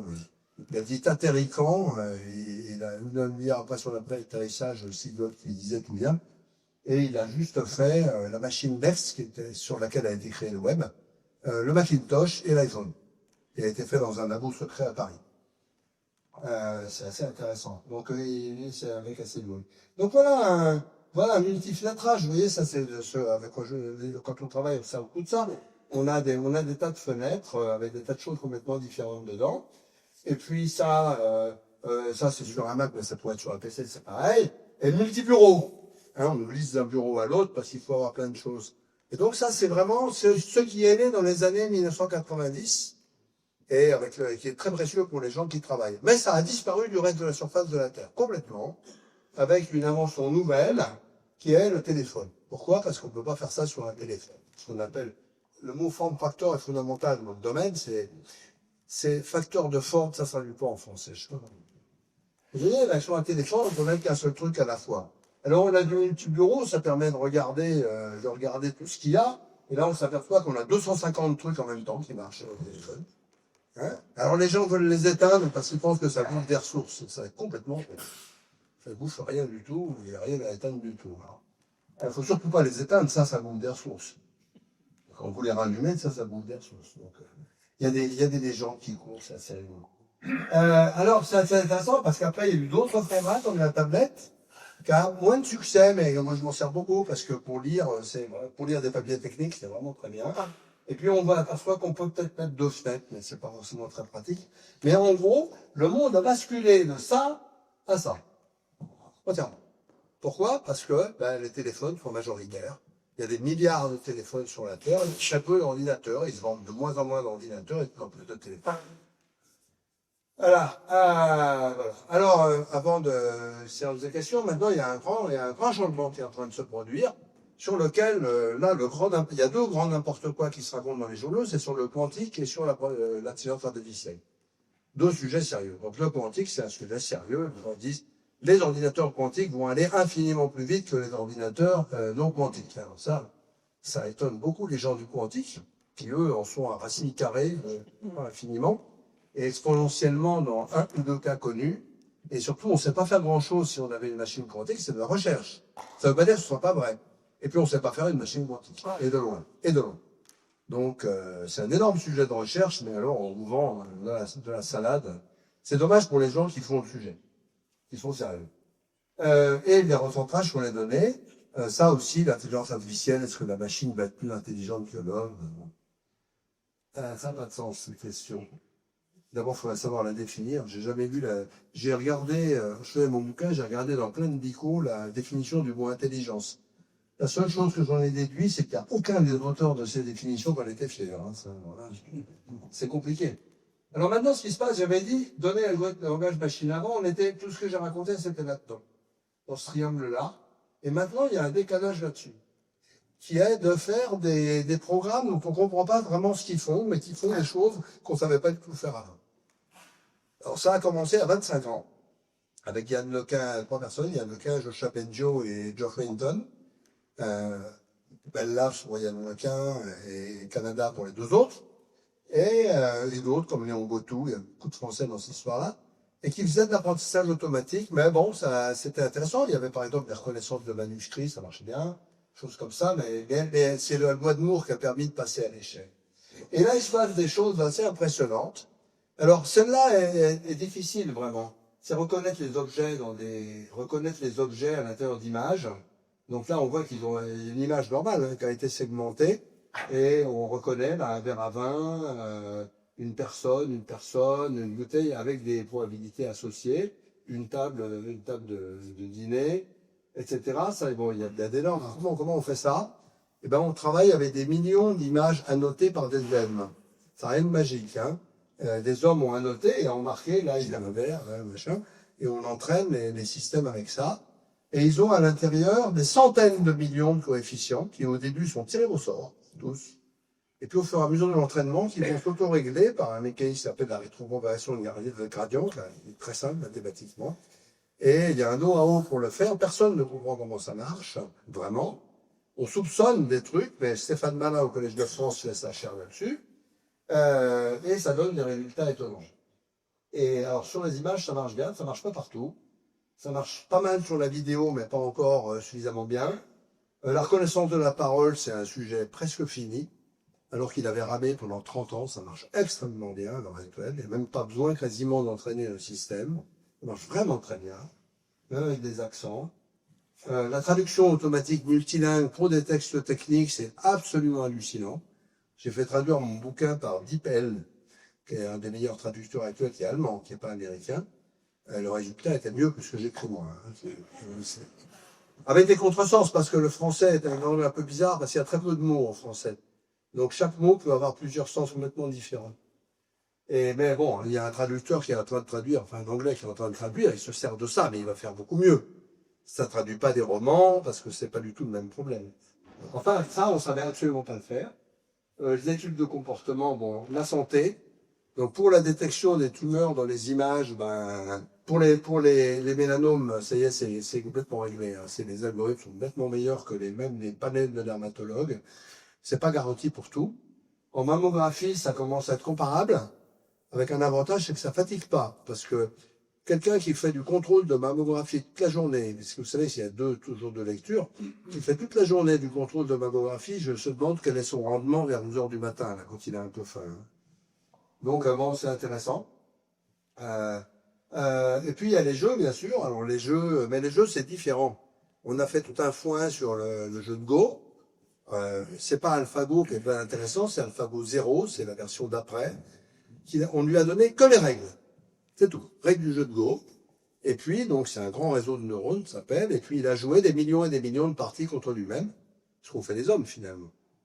Et puis, il a ajusté ses coefficients. Et puis, quand il a joué contre le programme qui avait battu le champion du monde, qui n'était pas le champion du monde, mais ça fait rien, c'était un très fort joueur de Go, il l'a battu à totale plate couture, en n'ayant que les règles. C'est intéressant. Puis après, on lui a donné les règles des échecs. Il a exactement le même programme. On lui a donné les règles d'échecs. Il a pulvérisé le meilleur programme d'échecs qui était, sur 100 parties, il avait des 27 et à 73 nuls. Hein. C'est ce qui s'appelle pulvériser aux échecs. Et il ne connaît que les règles. Mais, on en déduit des tas de choses sur l'intelligence. Il n'y a pas un pet d'intelligence là-dedans. Et surtout, c'est un cas qui n'existe pas dans la nature. C'est-à-dire quand on joue au Go, aux échecs, on sait si on a gagné ou perdu. Ça vous arrive ça de savoir si vous avez gagné ou perdu? Non. Donc le jeu est très spécial. Donc c'est très difficile de déduire quelque chose de ça. Ceci dit, c'est extraordinaire. Là, pour le coup, on est à côté énergie. La machine, c'est 25 millions d'euros. C'est des GPU énormes. Mais enfin, ça s'améliorera. Parce que utiliser des GPU qui font du flottant 256 bits pour faire des calculs comme ça, c'est vraiment très bien. Donc maintenant, il y a des circuits qui sont déjà 100 fois plus efficaces en énergie. Mais bon, faut laisser les gens bosser. Enfin, c'est assez impressionnant, mais les jeux, mais je pense que ça n'a pas beaucoup d'impact. Nous, on est les gens du domaine, comme Yann Lequin, qui est un des créateurs du domaine, a fait un talk au Collège de France, devant Macron d'ailleurs, le jour du lancement du grand programme intelligence artificielle. Il dit, vous savez, moi, j'aimerais bien qu'à la fin de ma carrière, avec un peu de chance, on ait à peu près l'intelligence du chat. Dans le bon sens du chat. Est-ce que je peux terminer sur la sécurité? Oui, bien sûr. Ok. Ah oui, se méfier des imitations. Voilà un truc très joli parce qu'on vous vend du vent dans tous les sens. Et comme les gens ne savent pas ce que c'est, ils sont prêts à acheter du vent. Ça, bon, enfin, on vend du vent. Il y a des tas d'autres gens qui vendent du vent. Voilà un truc intéressant. Il y a deux jumelles qui ont un ADN, monozygotes, qui ont un ADN identique de façon choquante, selon les grands biologistes. Ils sont étudiés pour ça. Et ils ont envoyé leur ADN séparément, les deux ADN, à des sites de détection de vos origines, de vos ancêtres. Et c'est assez intéressant parce que les résultats étaient tous complètement différents. Donc voilà, si vous voulez ne pas dépenser de l'argent pour rien, essayez pas de savoir votre origine comme ça, il y a d'autres moyens. C'est assez intéressant quand même, parce que ça, les gens croient aux résultats. Hein. Il n'y a pas de problème. On leur envoie les résultats avec des chiffres précis, 27%, 38%, ils y croient. Et ça pourrait être tiré au sort, c'est pas facile différent. Ça ne veut pas dire que le sujet n'existe pas. Ça veut dire que là, bon, c'est pas encore très près. Alors, l'Internet des objets aussi, ça c'est la chose en train de changer, j'en parle très très peu. On parle d'Internet des objets, dans les journaux on vous raconte toujours, ah c'est le smartphone, la montre connectée, on s'en fout, c'est pas ça l'Internet des objets. L'Internet des objets, qui est un truc vraiment sérieux, c'est des objets d'avant. C'est les instruments de musique, les voitures, comment nourrir son poisson, les maisons, c'est ça. C'est ça le jeu, c'est pas les nouveaux gadgets. Les nouveaux gadgets, la montre connectée, ça n'a aucun intérêt pour la plupart des gens. La plupart des gens n'en auront pas. C'est le genre de machin, comme les lunettes de réalité virtuelle. C'est très intéressant pour les chirurgiens, mais pour le même moyen, ça va comme la télé en relief. Toutes les télés sont vendues en relief. J'ai jamais vu personne regarder en relief. Non, c'est plus vendu en relief. Bon. Mais il y a des trucs sérieux là-dedans, gros, parce qu'on peut faire des choses extrêmement intéressantes, en particulier sur l'énergie. En particulier sur l'énergie, où on peut vraiment réduire la consommation énergétique d'énormément de choses. Il faut savoir que dans les voitures, c'est déjà comme ça. C'est déjà ce qu'on appelle l'électronique typique. Typique. Les automobilistes, ils disent l'électronique. Ils comprennent pas que c'est du logiciel, c'est pas de l'électronique. Hein, c'est des 0 et des 1, pas de l'électronique. L'électronique, ça fait juste marcher le logiciel. L'électronique, c'est dans une voiture, vous avez aussi 100 millions de lignes de programme. Et vous avez 35, 40 ordinateurs dans une voiture normale, voiture, hein. Voilà, donc ça c'était une voiture que quand je suis sorti de l'école, j'ai acheté à peu près ça. Et puis maintenant, ben voilà, il y a ça, tout ça, c'est complètement informatisé. Faut expliquer pourquoi. Par exemple, ça a commencé par les freins, et vous avez 4 roues sur une voiture qui sont pas sur le même sol. Donc si on veut une voiture ne dérape pas, il faut freiner les 4 roues indépendamment les unes des autres. Alors essayez de freiner avec 4 pédales. Ben, on sait très très bien faire ça avec des algorithmes. D'automatique d'ailleurs, c'est pas les algorithmes d'informatique, c'est les algorithmes d'automatique. Pareil pour les avions. Les avions, il y a très très longtemps qu'il n'y a pas de pilote dans un avion. Hein. Bon, il y a beaucoup de choses là-dedans. Évidemment, GPS c'est subtil comme truc. Hein. Contrôle moteur, c'est vraiment subtil. Puis à venir, évidemment, un peu d'autonomie. C'est pas absolument clair, c'est de l'histoire. Sauf aux US, aux US, la conduite, c'est pas du tout la même chose. Et les villes non plus. Et puis les voitures vont se causer. Elles causent déjà aux garagistes, sans que vous le sachiez. Mais voilà. Bon, alors je voudrais terminer là-dessus. Il y a 2 dangers majeurs, complètement inconnus du public. Les bugs et la sécurité. La sécurité, c'est un peu, ben voilà. Alors, le principe, c'est ça, c'est des bugs, ça vous bouffe tout le système. Et des bugs, il y en a partout, et c'est dangereux. Donc sûreté, deux mots. Sûreté, c'est le bon fonctionnement dans tous les cas. Sécurité, c'est la protection des données et des systèmes. Je dis bien système. Parce qu'il y a une image fausse qui est véhiculée, vous allez voir. Donc c'est vraiment deux dangers majeurs. Alors je vais être là, j'ai fait tout un cours là-dessus, et il y a eu un séminaire qui est sur le web fantastique, par quelqu'un de fantastique qui s'appelle Guillaume Poupard, qui est le directeur général de l'Agence nationale pour la sécurité des systèmes informatiques. Donc son talk est absolument merveilleux, il est sur le web, il est en audio, donc celui-là vous n'avez pas besoin de voir les vidéos, et ça il n'a pas de transparent. Donc voilà, donc par exemple dans l'internet des objets, c'est pourri, beaucoup de choses sont pourries, c'est fait par des industriels du milieu du XXe siècle, souvent, j'en ai chez moi, c'est invraisemblable, quoi. C'est des formulaires, on se croirait il y a très très longtemps. Et puis c'est mal foutu, par exemple dans l'automobile, le nombre de bugs qu'il y a dans les automobiles est déraisonnable. Je vous en montrer quelques-uns, mais des gens ne savent pas qu'il y a de l'informatique, on ne se connaît pas. Mais très franchement, et les gens de l'automobile ont une bagarre, c'est de n'avoir aucune forme d'analyse de ce qu'ils font. Alors qu'il y en a sur la mécanique. Dans les avions, c'est extraordinairement analysé le logiciel. C'est vraiment très sérieux. Hein. C'est fait avec les outils de la société que j'avais confondée, qui est à Toulouse d'ailleurs, STRA Technologies. Et c'est vraiment sérieux. Dans les voitures, il n'y a rien. Vous allez voir qu'en médecine, c'est pire. Et puis vraiment, alors je vais vous montrer des bugs de logiciel automobile. Vraiment sérieux. La domotique, prenez pas de domotique à l'heure actuelle. Hein. Samsung, pour vendre des domotiques hyper sécurisées, les chercheurs ont mis à peu près 15 jours à tout casser. Les chercheurs sont forts là-dessus. Les voitures, c'est merveilleux. Plus la voiture est chère, moins ça fait de temps à ouvrir une voiture. Et il y a une très très belle directive qui est arrivée de BMW, Audi et Mercedes, les trois grandes allemandes, qui vous disent, vous avez une clé maintenant, vous l'avez dans votre poche, et quand vous arrivez, la voiture ouvre sa porte, démarre et tout. Et c'est une clé radio, qui a une propriété intéressante, c'est qu'elle émet, donc quand vous rentrez chez vous, il suffit d'une paire de gens, un qui a un sniffer d'ondes électromagnétiques un peu bon, avec un petit ampli, et l'autre qui est à côté de la bagnole, et il écoute, vous avez posé votre clé chez vous quelque part, il l'écoute et paf, vous partez avec la voiture. Ça c'est absolument très très facile. Donc c'est beaucoup plus facile qu'avec une clé. Et donc les constructeurs ont dit, achetez des cages de Faraday, des cages en métal pour mettre vos clés. Je suppose qu'ils vendent des cages en métal une fortune en plus, parce que ça met des BMW, c'est débile. Mais c'est débile, mais ça se vend parce que l'ignorance est tellement grande. Ils ne savent même pas ce que c'est que l'informatique, donc ils achètent n'importe quoi.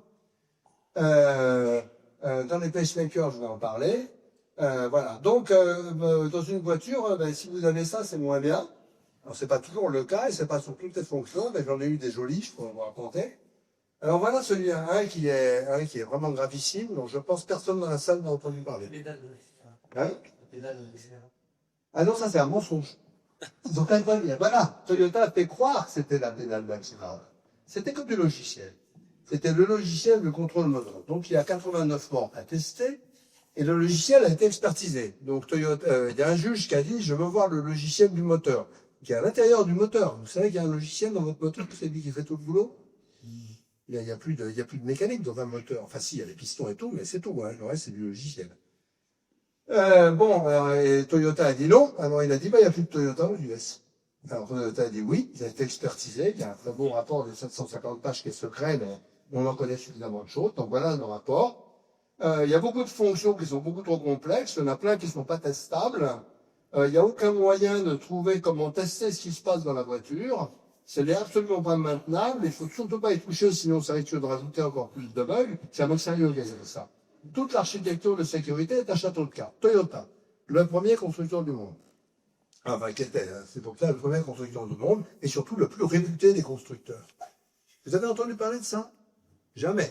Ça, c'est l'état de la France. Hein. Voilà, donc c'est très intéressant. Alors j'ai analysé quelques-uns de ces bugs. Pour ceux qui connaissent l'informatique, par exemple, il y avait des débordements de piles qui écrasaient tous les paramètres du moteur. Hein. C'est rapide ça. Donc ça a coûté pour l'instant 2,5 milliards de dollars à Toyota.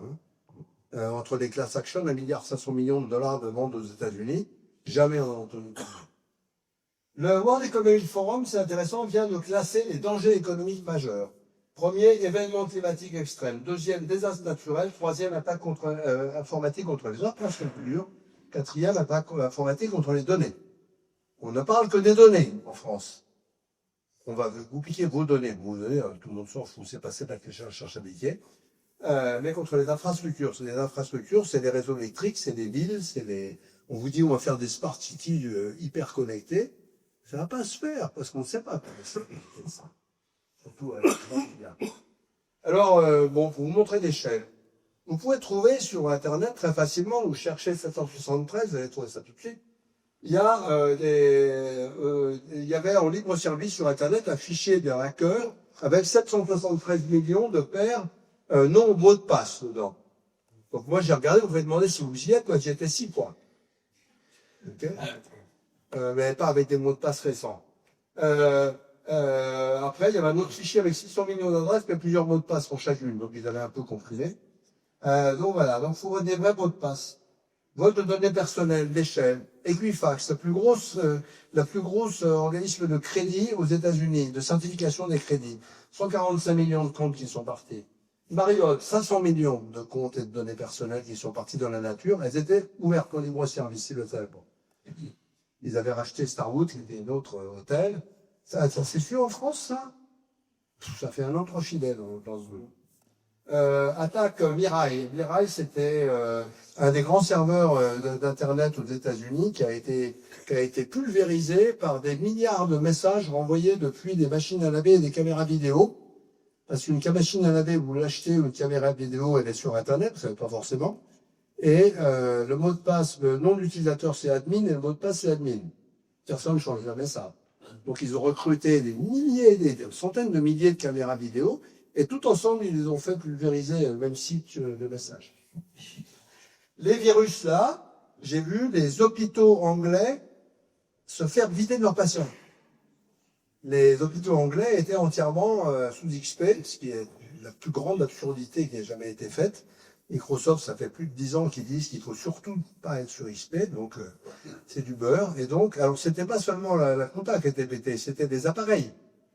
Les appareils, hein, tous les appareils sont informatisés. Les appareils étaient plantés. Donc j'ai vu un hôpital à Londres se faire évacuer de ses patients. Monstrueux. Et les hôpitaux attaqués aux États-Unis, en Angleterre, ça a été bien documenté, c'est énorme. Les pacemakers, c'est intéressant. Voilà, et les pacemakers ont été analysés, les pompes à insuline ont été analysées par des chercheurs qui ont trouvé des milliers de trous de sécurité dans chacun. Il n'y a aucune sécurité dans un pacemaker, rien. D'ailleurs, moi j'ai des appareils à oreille, si vous voulez reprendre le contrôle avec votre téléphone, vous ne gênez pas. Hein. C'est pas grave. L'Estonie, le pays a été coupé du monde pendant une semaine, en 2010. Et le réseau électrique ukrainien, 10% du réseau a été tué par une attaque informatique il y a 2 ans. Ça peut, Air France connaît Air France, EDF connaît très bien ces problèmes. C'est très dur à éviter. Pour les voitures, c'est pas mal aussi. Il y a des chercheurs qui ont regardé des Jeep Cherokee, qui pouvaient prendre le pouvoir sur n'importe quel des Jeep Cherokee aux États-Unis, depuis n'importe quel terminal Internet, en rentrant par l'autoradio. Donc là, ils se sont amusés à emmerder un peu de leurs copains. Ils ont mis du temps à savoir à faire la direction complète en marche avant, mais ils avaient déjà enlevé les freins. Et bon, voilà, en rentrant par l'autoradio, vous voyez. Et les gens des automobiles, ils savent même pas qu'il y a un problème. Quand on leur demande, ils disent, non, mais chez nous, il n'y a pas de problème. C'est sérieux. C'est quoi une faille? Ben, c'est un mauvais comportement. D'abord, des utilisateurs. Donc les mots de passe, si vous avez encore des mots de passe dont vous vous souvenez, il faut arrêter. Un mot de passe, s'il est bon, c'est qu'on ne peut pas s'en souvenir. Alors comment on fait? Bonne question. Des mauvais chiffrements, des failles logiques, des micro-bugs, ça c'est le pire, des micro-détails, les programmeurs s'en foutent. Alors les gens disent, j'ai entendu à la Commission européenne quelqu'un me dire, mais moi j'ai un Apple, il n'y a pas de bug. Alors j'ai dit, regardez les rapports d'Apple quand ils changent le système. Ils disent, corruption mémoire, ça veut dire que ça fait n'importe quoi, c'est très clair. Corruption mémoire qui permet, dans le système audio, qui permet de prendre le pouvoir total sur la machine. Ben vous en avez, à chaque release, vous en avez 30 comme ça. Comme ça, hein, c'est un peu Linux pareil, hein, c'est très dur. Et puis il y a des canaux cachés, alors ça, je vais vous expliquer si vous voulez, mais il y a maintenant des failles qui ont été trouvées à l'intérieur même de la logique la plus intime des microprocesseurs, qui sont redoutables. Les Spectre, par exemple, va forcer l'industrie à changer la façon dont elle travaille. d'une façon qu'on ne sait pas encore résoudre. Donc, c'est vraiment un problème sérieux. Et bon, les utilisateurs, évidemment, sont d'un niveau faut pas croire que c'est des gens qui vous attaquent, hein, c'est rien que des robots. Les gens, ils ont autre chose à foutre que de vous attaquer, hein. Il ne faut quand même pas s'intéresser à vous. Dans les OS, il y en a plein. Oui, par exemple, un très très beau truc sur les iPhones, les gens ont découvert qu'en envoyant un SMS avec un caractère bien particulier à l'intérieur, crac, l'iPhone se crachait. Et ça, on peut le faire à qui on veut quand on veut, hein. Alors bon, ça a été réparé assez vite. Dans toutes les, il y en a partout, et c'est vraiment sérieux. Il y a des attaques. Alors ça, c'est les chercheurs qui font beaucoup les attaques. Hein. Des attaques sur Internet ultra sécurisées. Là, on vous dit, c'est sécurisé HTTPS. Il faut quand même savoir que sur HTTPS, on trouve à peu près 250 bugs importants par an. Hein? Donc ces gens, par exemple, ici, une équipe ingénieure Microsoft est en train de faire un HTTPS mathématiquement prouvé. Il y a des moyens de se sortir de ça. C'est un autre truc. Bon, en médecine, j'en ai parlé, 80 hôpitaux anglais complètement effondrés dans la travail. Et c'est rigolo parce que la poste anglaise était sur Windows XP, la police était sur Windows XP et catastrophée, elle a décidé de changer sur Windows Vista, qui est le plus incroyable changement de bêtises qu'on puisse faire parce que c'est encore pire. Voilà. Rien n'est fait. Avertissement il y a un mois du ministère de la Glace. Les médecins, vous testez les médicaments et vous passez même pas une seconde à vous occuper des logiciels qu'il y a dans vos appareils parce que vous savez même pas qu'il y en a. Et ça, j'ai vérifié. Je bosse beaucoup avec des médecins et j'ai entendu un médecin dire « Oh, mais l'informatique et la médecine, ça n'a rien à voir. Votre logique, c'est 0 ou un vrai faux. Vous comprenez rien d'autre. » Alors que la logique de la médecine est beaucoup plus simple. Je dis « Ah bah oui. Si la logique a progressé, c'est à cause de l'informatique. Hein. Ça, tout le monde est d'accord en mathématiques. Mais voilà. Donc, quand on a envie d'être ignorant, on peut. Tout le monde n'est pas comme ça, heureusement. C'est bien de dire ça devant des étudiants. Comme ça, on peut au moins rendre les étudiants non ignorants. Voilà. Donc, conclusion, c'est vrai que l'informatique est hyper puissante. Faut s'y faire. Hein. Vous aimiez ou pas, c'est pas la question. Hein. Tout le monde s'en fout. Elle peut rendre des services extraordinaires, ce qu'elle fait déjà. Elle peut aussi conduire à des désastres, surtout si on la laisse faire. Et la responsabilité de chacun de dire, moi, je vais rester ignorant, faut la comprendre. Il y a des gens qui l'adorent. Ils sont très contents, les gens, que vous restiez ignorants, enfin, que la population reste ignorante. C'est cette année, pour la première fois, qu'il va y avoir un peu d'informatique au lycée. Cette année. Le premier rapport que j'ai coécrit sur le fait qu'il fallait vraiment faire quelque chose parce que ça allait changer le monde, c'était 1984. Il y a 35 ans. Et en 35 ans, ça n'a pas bougé d'un millimètre. C'est cher. Voilà, bon. Et puis là, voilà, c'est pour ça que je fais ce genre d'exposé. Hein. Voilà.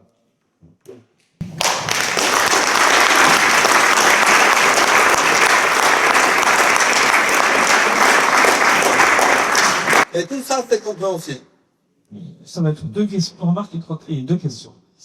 Vous utilisez le terme smartphone, j'avais le terme ordiphone, justement, pour éclairer le fait que c'est carrément nos ordinateurs, personnellement. Et ça, Francis, je pense pas, c'est pas un souci, c'est juste une remarque. La première, j'allais dire, question que j'aurais, c'est par rapport à la par rapport au Hein? Un trou? Ça reviendra? Ça reviendra, ça reviendra. Juste sur partie. Bonsoir. Micro. Vous parlez beaucoup de virus, d'attaques virales, etc. Mais sur le plan géopolitique, qu'est-ce que vous en savez? En fait, j'entends par là. Est-ce que vous connaissez les sources de ces attaques? Des nations qui contribuent à cette déstabilisation? Ah oui. Ouais. Alors, Et où peut-on s'informer? vous pouvez lister la France, l'Angleterre, les États-Unis, la Chine, la Corée, le Japon, tout le monde, comme sur absolument toutes les histoires d'espionnage. Ceux qui sont, il y a beaucoup de choses qui sont des entraînements, hein, donc on ne sait pas à l'heure actuelle du tout trouver l'origine d'une attaque. Ça c'est clair. On ne sait pas trouver. Et puis il y a énormément de faux trucs pour guider les attaques. Par exemple, au début, on trouvait des trucs en russe dans les commentaires des programmes quand on arrivait à trouver les programmes. Mais en fait, il y avait des fautes d'orthographe dans le russe qui étaient quand même un peu bizarres. Donc c'était probablement des Coréens qui n'avaient pas assez appris le russe qui avaient écrit ça. Donc on peut pas savoir d'où viennent les attaques. On peut pas savoir à l'heure actuelle. Mais ça peut dire de n'importe où, y compris de gens qui se sont auto-attaqués en pensant attaquer les autres. Ah bah oui. Le virus, c'était NotPetya. C'est un des virus les plus toxiques qu'il y ait jamais eu. A été lancé par quelqu'un qui visait quelqu'un d'autre qui n'a pas été touché, mais qui a touché à peu près de la planète. Mais je pense que la personne a été très très surprise. Et à l'heure actuelle, on ne sait pas. On sait pas comprendre comment ces choses-là se protègent. On sait un peu comprendre, on sait les analyser. C'est des choses. Faut comprendre que si vous voulez faire une attaque, vous allez sur Internet, vous renseignez un peu, et vous avez plein de sites qui vous proposent des kits d'attaque. Si vous êtes un peu compétent, avec des mélanges de kits d'attaque pour 2000 €, vous y allez sévère. Hein, vous cassez très très sévèrement. On pense que les gens qui ont cassé le réseau électrique ukrainien, c'était peut-être des Russes, peut-être pas. C'était peut-être des gens qui essayaient de casser un autre réseau qui ne sont pas perçus, qui cassaient celui-là. Mais c'est des attaques qui se négocient 1000-2000 $. C'est pas cher. Pas cher. Oui, sur Randiphone. Juste la remarque sur Randiphone. Eh bien, en France, on a une tendance à croire qu'on va refaire les mots. Non, les mots, ils sont là où ils ont été créés. C'est fini après. C'est fini. Minorité cool. Et nous avons fait ça en France. Les gens disent le français s'anglicise. 50% de l'anglais, c'est du français. On a de la marge. Et donc, c'est pas de notre faute si on n'a pas inventé les mots, si on n'a pas inventé les objets. Et smart, ça veut pas dire intelligent en anglais. Ça veut dire malin. C'est clever, intelligent. On dit pas clever. En France, on a des téléphones intelligents. Je sais pas pourquoi, ils disent pas ça, les États-Unis. Ils disent smartphone, téléphone malin. Donc, quand on invente les mots, quand on invente les notions, on invente les mots, puis il reste. Hein. On a fait ça en cuisine, nous. On a vraiment fort. Hein. Ouais. Alors, ragoût. Bon appétit. C'est le fameux revenu, pardonnez-moi. Sur les dangers que vous avez listés, je n'ai pas vu, alors ça peut paraître lointain et complètement utopique, mais le problème des vents solaires, c'est-à-dire le fait que le magnétisme soit arrêté de manière ponctuelle ou un peu moins ponctuelle. Donc, est-ce que, justement, nos disques durs sont, et surtout les fermes extérieures sont protégées contre ça? Ça, c'est une première question. Sur la Terre, on n'est pas très atteint par ça. Mais de toute façon, quel est le secret de l'informatique? C'est qu'on peut répliquer dans des endroits géographiquement la même information. C'est comme ça qu'on fait. Si vous voulez, moi j'ai connu des gens qui perdaient toutes leurs photos. Bah, d'abord, ils étaient prévenus quand même qu'un disque dur, ça lâche quand on veut. Mais c'est pas la peine d'avoir 6 sauvegardes au même endroit chez soi. Hein. Ça sert à rien. Donc, les vents solaires, oui, bien sûr, par exemple, les grandes bases de données répliquées sont répliquées en plein d'endroits sur la Terre. Les vents solaires, c'est quand même un sol. Bon, il y a eu des orages magnétiques, plutôt les orages magnétiques, enfin, c'est aussi des vents solaires. Pour les satellites, ouais, mais c'est pas les mêmes technos, les satellites. Hein. On peut pas envoyer des circuits standards dans les satellites. Et ils sont pas sensibles à ça, eux. Mais beaucoup moins. Beaucoup moins. Ils sont quand même un peu sensibles, mais il n'y a pas beaucoup de chutes là-dessus. C'est pas un gros problème par rapport au bloc logiciel, et ça existe. Les problèmes matériels sont pas très importants. Ah, évidemment, s'il y en a un, s'il n'y a pas d'électricité, on n'est pas bien.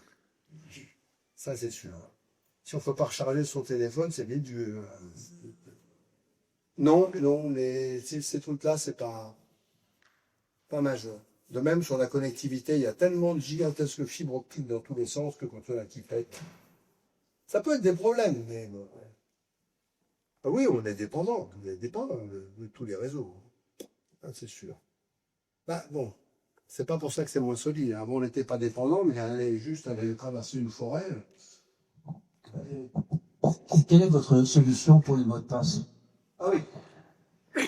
Alors là, c'est très facile. Vous prenez un bon coffre-fort à mot de passe. Il y en a plein sur le web. Il y en a un qui est français qui s'appelle Dashlane. Moi, j'utilise un autre qui s'appelle LastPass parce qu'il permet de passer des logins à des gens sans même leur passer le mot de passe. Hein. C'est assez intéressant. Donc, c'est pas sélectif. C'est un truc, vous avez un mot de passe à connaître, et celui-là, il faut qu'il soit long, hein. Et puis le reste, vous les faites générer automatiquement, et vous n'avez même pas besoin de les regarder. Même pas besoin de les connaître. Donc vous en avez qu'un. Ça marche très bien, ça. C'est très simple, c'est gratuit. Alors si vous avez plusieurs appareils, il faut payer un peu. Alors l'idée que les choses gratuites sont les meilleures, ça c'est vraiment très con. Hein. Je sais pas, vous avez déjà eu une idée d'envoyer un timbre une lettre sans timbre pour voir si ça arrive de l'autre côté parce que c'est gratuit? Non. Bon, donc un mot de passe, un gestionnaire de mot de passe, peut-être vous allez payer 1 euro par mois pour pas être emmerdé. Faut arrêter de penser qu'il faut s'intéresser au goût gratuit. Et c'est pas cher, hein, mais ça marche très bien. Si vous avez un ordinateur, vous prenez Dashlane français, très très bien foutu. Quand vous allez sur un site, vous lui dites j'ai un mot de passe automatiquement, ne me le montre même pas. Ça marche très bien. Ça fait longtemps que ça existe. Il y en a un qui est même agréé par l'ANSSI. Alors c'est subtil à l'intérieur ces choses-là. Hein. C'est subtil, mais bon, c'est bien maîtrisé. Voilà. Donc ça, c'est première action à faire dès demain matin. C'est un peu de boulot. Moi, j'ai dû changer 140 sites web là. Faut faire un login sur chacun et dire vous voulez changer de mot de passe, mais il y a chunk. Et leur dit. Alors sauf qu'il y a des mots de passe, il y a des sites tordus qui obéissent pas du tout aux règles. Là, bon, faut faire ça à la main, c'est casse-pied. Mais comme ça, vous ne les voyez pas, vos mots de passe. Un mot de passe, c'est un mot de passe, c'est un truc. Oui, il y a un mec, Michael Burr, un informaticien sérieux, qui s'est excusé récemment. Il a dit, j'ai fait une grande erreur dans ma vie, c'est de donner des règles pour faire des mots de passe sûrs. Qu'il faut mettre un caractère spécial, un point, commencer par une majuscule, mais pas au début. Il a dit, j'ai emmerdé toute la terre entière avec ça, qui n'a aucune valeur. Parce que ce qu'il faut, c'est juste mettre un mot de passe aléatoire. Et ça a eu comme résultat que tous les sites donnent des contraintes différentes. Oui. D'accord? C'est complètement. Il n'y a pas d'autre. Donc, vous faites générer des. Ouais, dans les gestions de mot de passe, il y a un truc.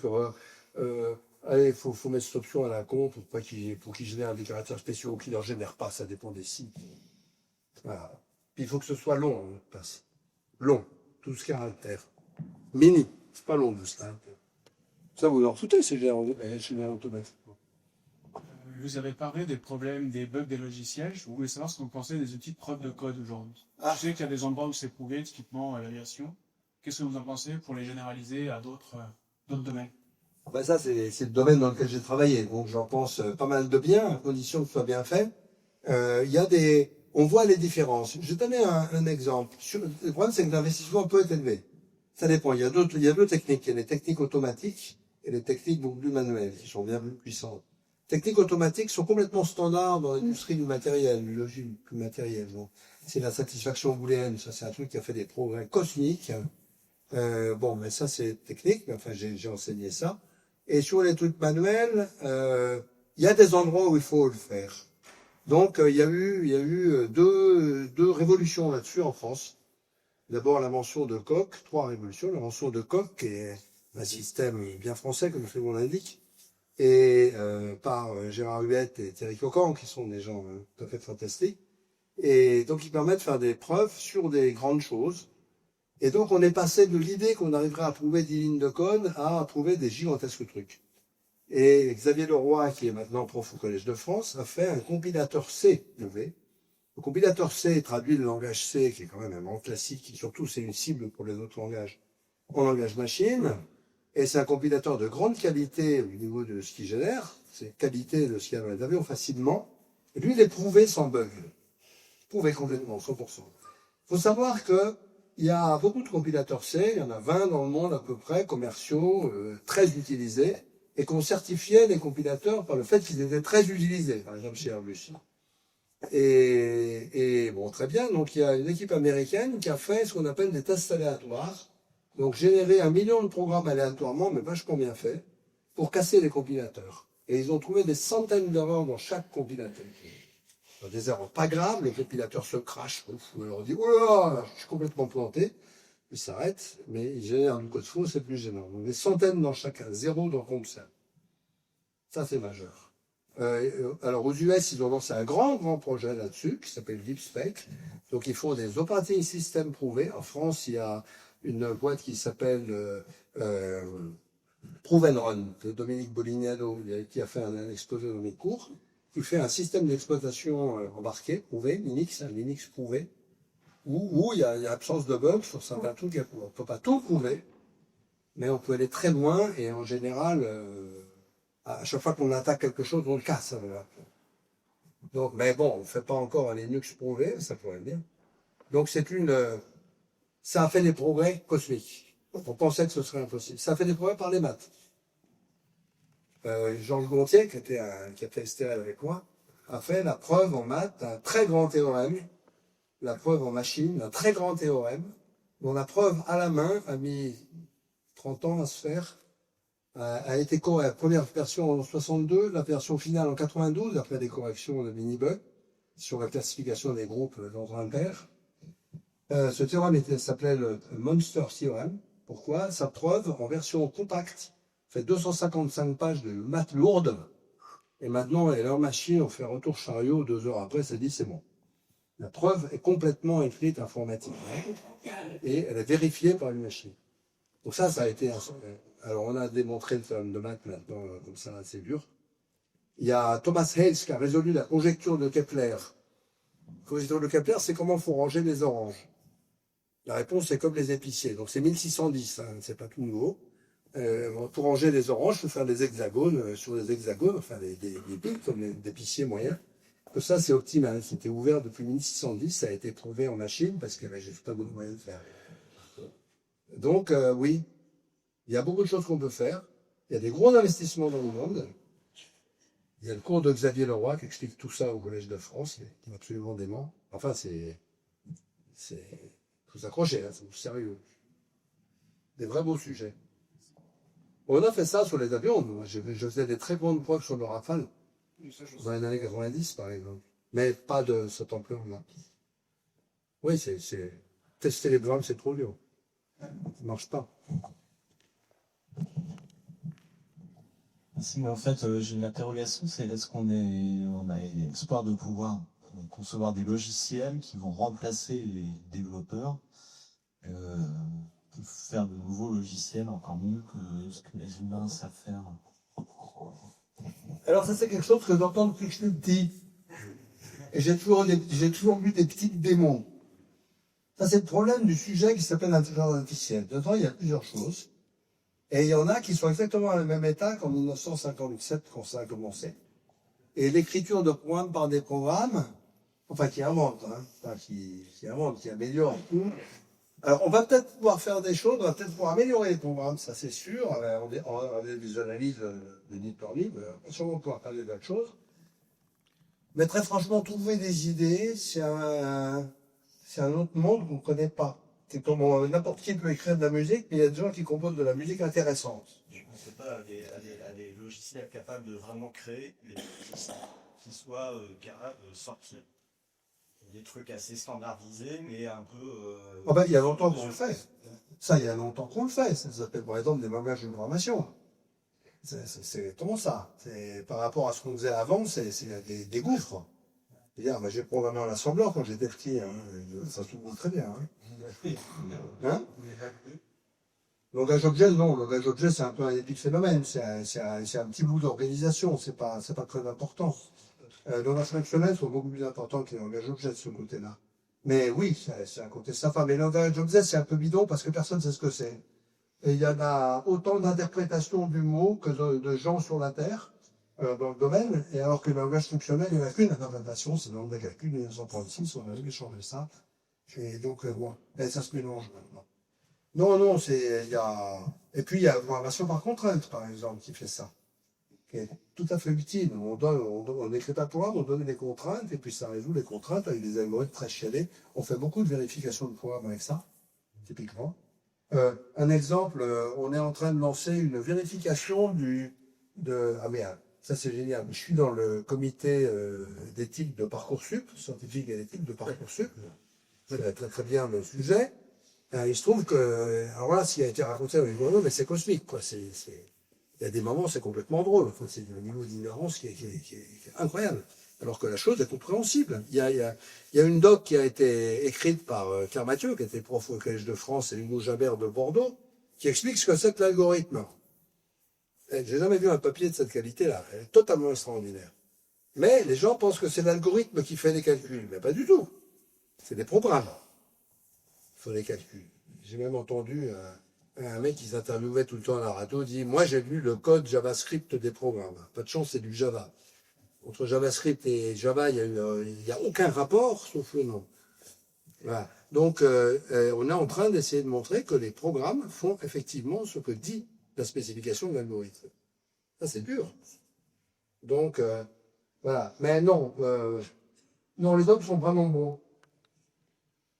Donc, pour l'instant, il n'y a pas de piste. Moi, j'ai lu, il y a des gens qui font les algorithmes génétiques, il y a des gens, mais pour l'instant, je vois les mêmes démos que quand j'étais petit. Donc, par contre, il y a d'autres sujets, l'apprentissage, c'est pas pareil. Mais c'est possible qu'il arrête les trucs, mais ça n'arrivera pas des idées des années 50. Ça n'arrivera pas d'essayer au pif des machins pour voir si ça marche. Puis de faire des démos à 3 allumettes. C'est pas comme ça que ça marche. Et dans les années 50, quand les gens faisaient l'intelligence artificielle, il y avait confiance. Après, ils ont perdu confiance, mais pas les commentateurs. Les commentateurs, ils se lâchent tout le temps, vous voulez dire. Est-ce que la machine va être plus intelligente que l'homme? Je dis oui, mais oui. Par exemple, quand elle se marrera une histoire drôle, je ne le connais pas pour de bonnes raisons, oui, mais on en est loin. Et les gens de l'intelligence artificielle, des gens sérieux, râlent contre ces interprétations-là. Ils disent c'est des conneries. Ils disent pas que c'est impossible. Ils disent c'est pas fait. Et les gens, c'est comme le quantique, quoi. Les gens confondent, on a fait un truc à 7 bits quantiques alors qu'il en faut déjà 10 pour en faire un. Donc on n'a pas encore un. Et les gens, ça va infiniment plus vite que les ordinateurs. Il faut faire un peu d'éducation. C'est pas ce que font les informaticiens. Les informaticiens sont très coupables. Les physiciens parlent beaucoup au public, les informaticiens pas trop. Ça, c'est embêtant.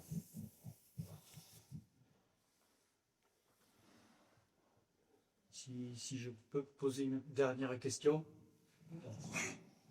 C'est juste pour avoir votre avis, parce que c'est très discuté, mais il y a des gens qui sont considérés comme étant très intelligents, qui nous ont dit 2045, singularité, et je vais transférer ce que j'ai dans ma tronche dans un disque dur. En fait. Qu'avez-vous à répondre à ça? Ça me fait rire. Ça me fait rire. J'adore ce genre de trucs, surtout là-dedans, il y a des gens qui y croient, y compris les gens qui l'ont dit. Oui, ils essaient déjà de mettre des chips, mais vous savez, j'ai pas mal de collègues qui essaient de bosser sur le cerveau. Alors déjà, quand il se passe à peu près à n'importe quel niveau du cerveau, on est à loin, on sait même pas où elle est, la mémoire du cerveau. Non, je pense que c'est 2045, c'est bien. J'ai lu un papier fantastique, un papier américain, qui disait « Ah, les Coréens sont vachement plus forts que les Américains parce qu'ils ont dit que ce sera en 2041. » Regardez toutes les prévisions qui ont été faites dans l'histoire, ce qu'elles valent. Je vous en donne quelques-unes. Le PDG d'IBM, vendant l'IBM 705, le premier ordinateur commercial, et disant à la radio, cet objet est extraordinaire, pour couvrir les besoins du monde, il faudra en fabriquer 5. Voilà, donc c'était 1947. Steve Ballmer, PDG de Microsoft, quand Steve Jobs a fait la démo de l'iPhone, a dit « Cet objet n'a aucun avenir industriel ». C'est juste l'objet qui a été le plus grand avenir industriel de l'histoire. On n'a jamais vu ça ailleurs. Voilà, donc ça ressemble à ça. Ouais. Que je trouve marrante. C'est quelqu'un qui nous a quand même donné le téléphone, Graham. Quand on lui a fait visiter un labo où il y avait le disque de Nipkow qui tournait, c'était le précurseur de la télévision, il a dit ça sortira jamais du labo. Oui, oui. J'en ai entendu pas mal. Mais la faute de programme, on dit ça n'existera jamais. Non. Alors, dire que ça n'existera jamais, ça n'a pas de sens de répondre ça. C'est comme en physique. De dire une théorie est vraie en physique, aucun physicien ne peut accepter ça. Il n'y a pas de théorie vraie en physique. Il y a des théories qui sont encore falsifiées. Dire que ça n'existera jamais, c'est idiot. Mais dire que ça existera 2045, c'est vraiment con. D'ailleurs, les gens confondent. Les gens du domaine pensent que c'est les charlots.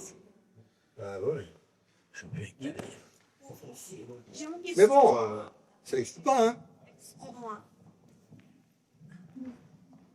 En fait, Micro près. on sait que les équipements informatiques ont un problème écologique aussi. Et J'ai pas compris. les équipements L'équipement, oui, l'équipement, oui. informatiques, c'est aussi un problème écologique. Oui. Qu'est-ce que vous pensez sur ça? Ben, je pense que c'est un vrai problème écologique pour pas mal de choses. En particulier, on parle des terres rares et tout ça, mais je vous rappelle, la voiture électrique, là, ça joue même pas l'informatique contre la voiture électrique, parce que la voiture électrique, c'est des énormes batteries. Hein, mais le problème, c'est les objets sont pas démontables. Là. Et on peut pas les faire démontables. C'est impossible. À l'heure actuelle, c'est impossible. Il y a des gens qui ont essayé, mais c'est bon. Et donc, oui, quand on fabrique 1 milliard de téléphones, alors la question aussi, les gens disent oui, mais les téléphones, ils ont une durée de vie de 2 ans. Non, c'est pas vrai, pas les appareils. Les appareils, ils peuvent vivre très longtemps. Mais c'est la loi de Moore, c'est-à-dire que il y a 2 ans, mettons il y a 4 ans, on pouvait pas faire un téléphone Internet. C'était pas possible. Ça marchait pas. Maintenant, on peut. Mais maintenant, on voit qu'on peut, c'est-à-dire que la durée de vie des appareils va être beaucoup plus longue parce que les gens ont plus envie de changer de téléphone simplement parce qu'ils peuvent pas faire les choses qu'ils peuvent faire les autres téléphones. Maintenant, faut chercher les différences. Elles sont beaucoup moins claires. Donc, le problème écologique la première chose, c'est d'arrêter d'en faire trop. Mais ça, c'est très compliqué pour les fabricants, bien sûr. Et la deuxième chose, c'est parce que l'obsolescence programmée a été quand même pas mal dénoncée et maintenant elle est vachement réduite. Ce qui est bien, il faut se battre contre ça. Et la récupération, parce que tout envoyer en Afrique en tas, comme on fait, c'est pas raisonnable. Mais je pense que la voiture électrique, on n'en parle jamais. Mais alors, c'est vraiment 5 calibres au-dessus, hein. La voiture électrique, ça a l'air magique, mais absolument pas. D'abord, ça fait plein de particules fines, faut le savoir. D'ailleurs, l'essence, maintenant, il est tout à fait établi que l'essence fait plus de particules fines que le diesel, ce qui est quand même assez rigolo. Mais pas au même endroit, pas au même moment. Et la voiture électrique, oui, c'est très lourd, donc les pneus, ça fait beaucoup de particules. C'est pas magique, la voiture électrique, et les gens adorent la magie. C'est dingue. Donc, oui, c'est un problème sérieux. C'est un problème dont les gens ont relativement conscience, de plus en plus. Mais bon. Enfin, vous comparez le poids d'une bagnole électrique et le poids d'un téléphone, vous verrez, il y a quand même un petit écart. Hein. C'est des facteurs plusieurs milliers.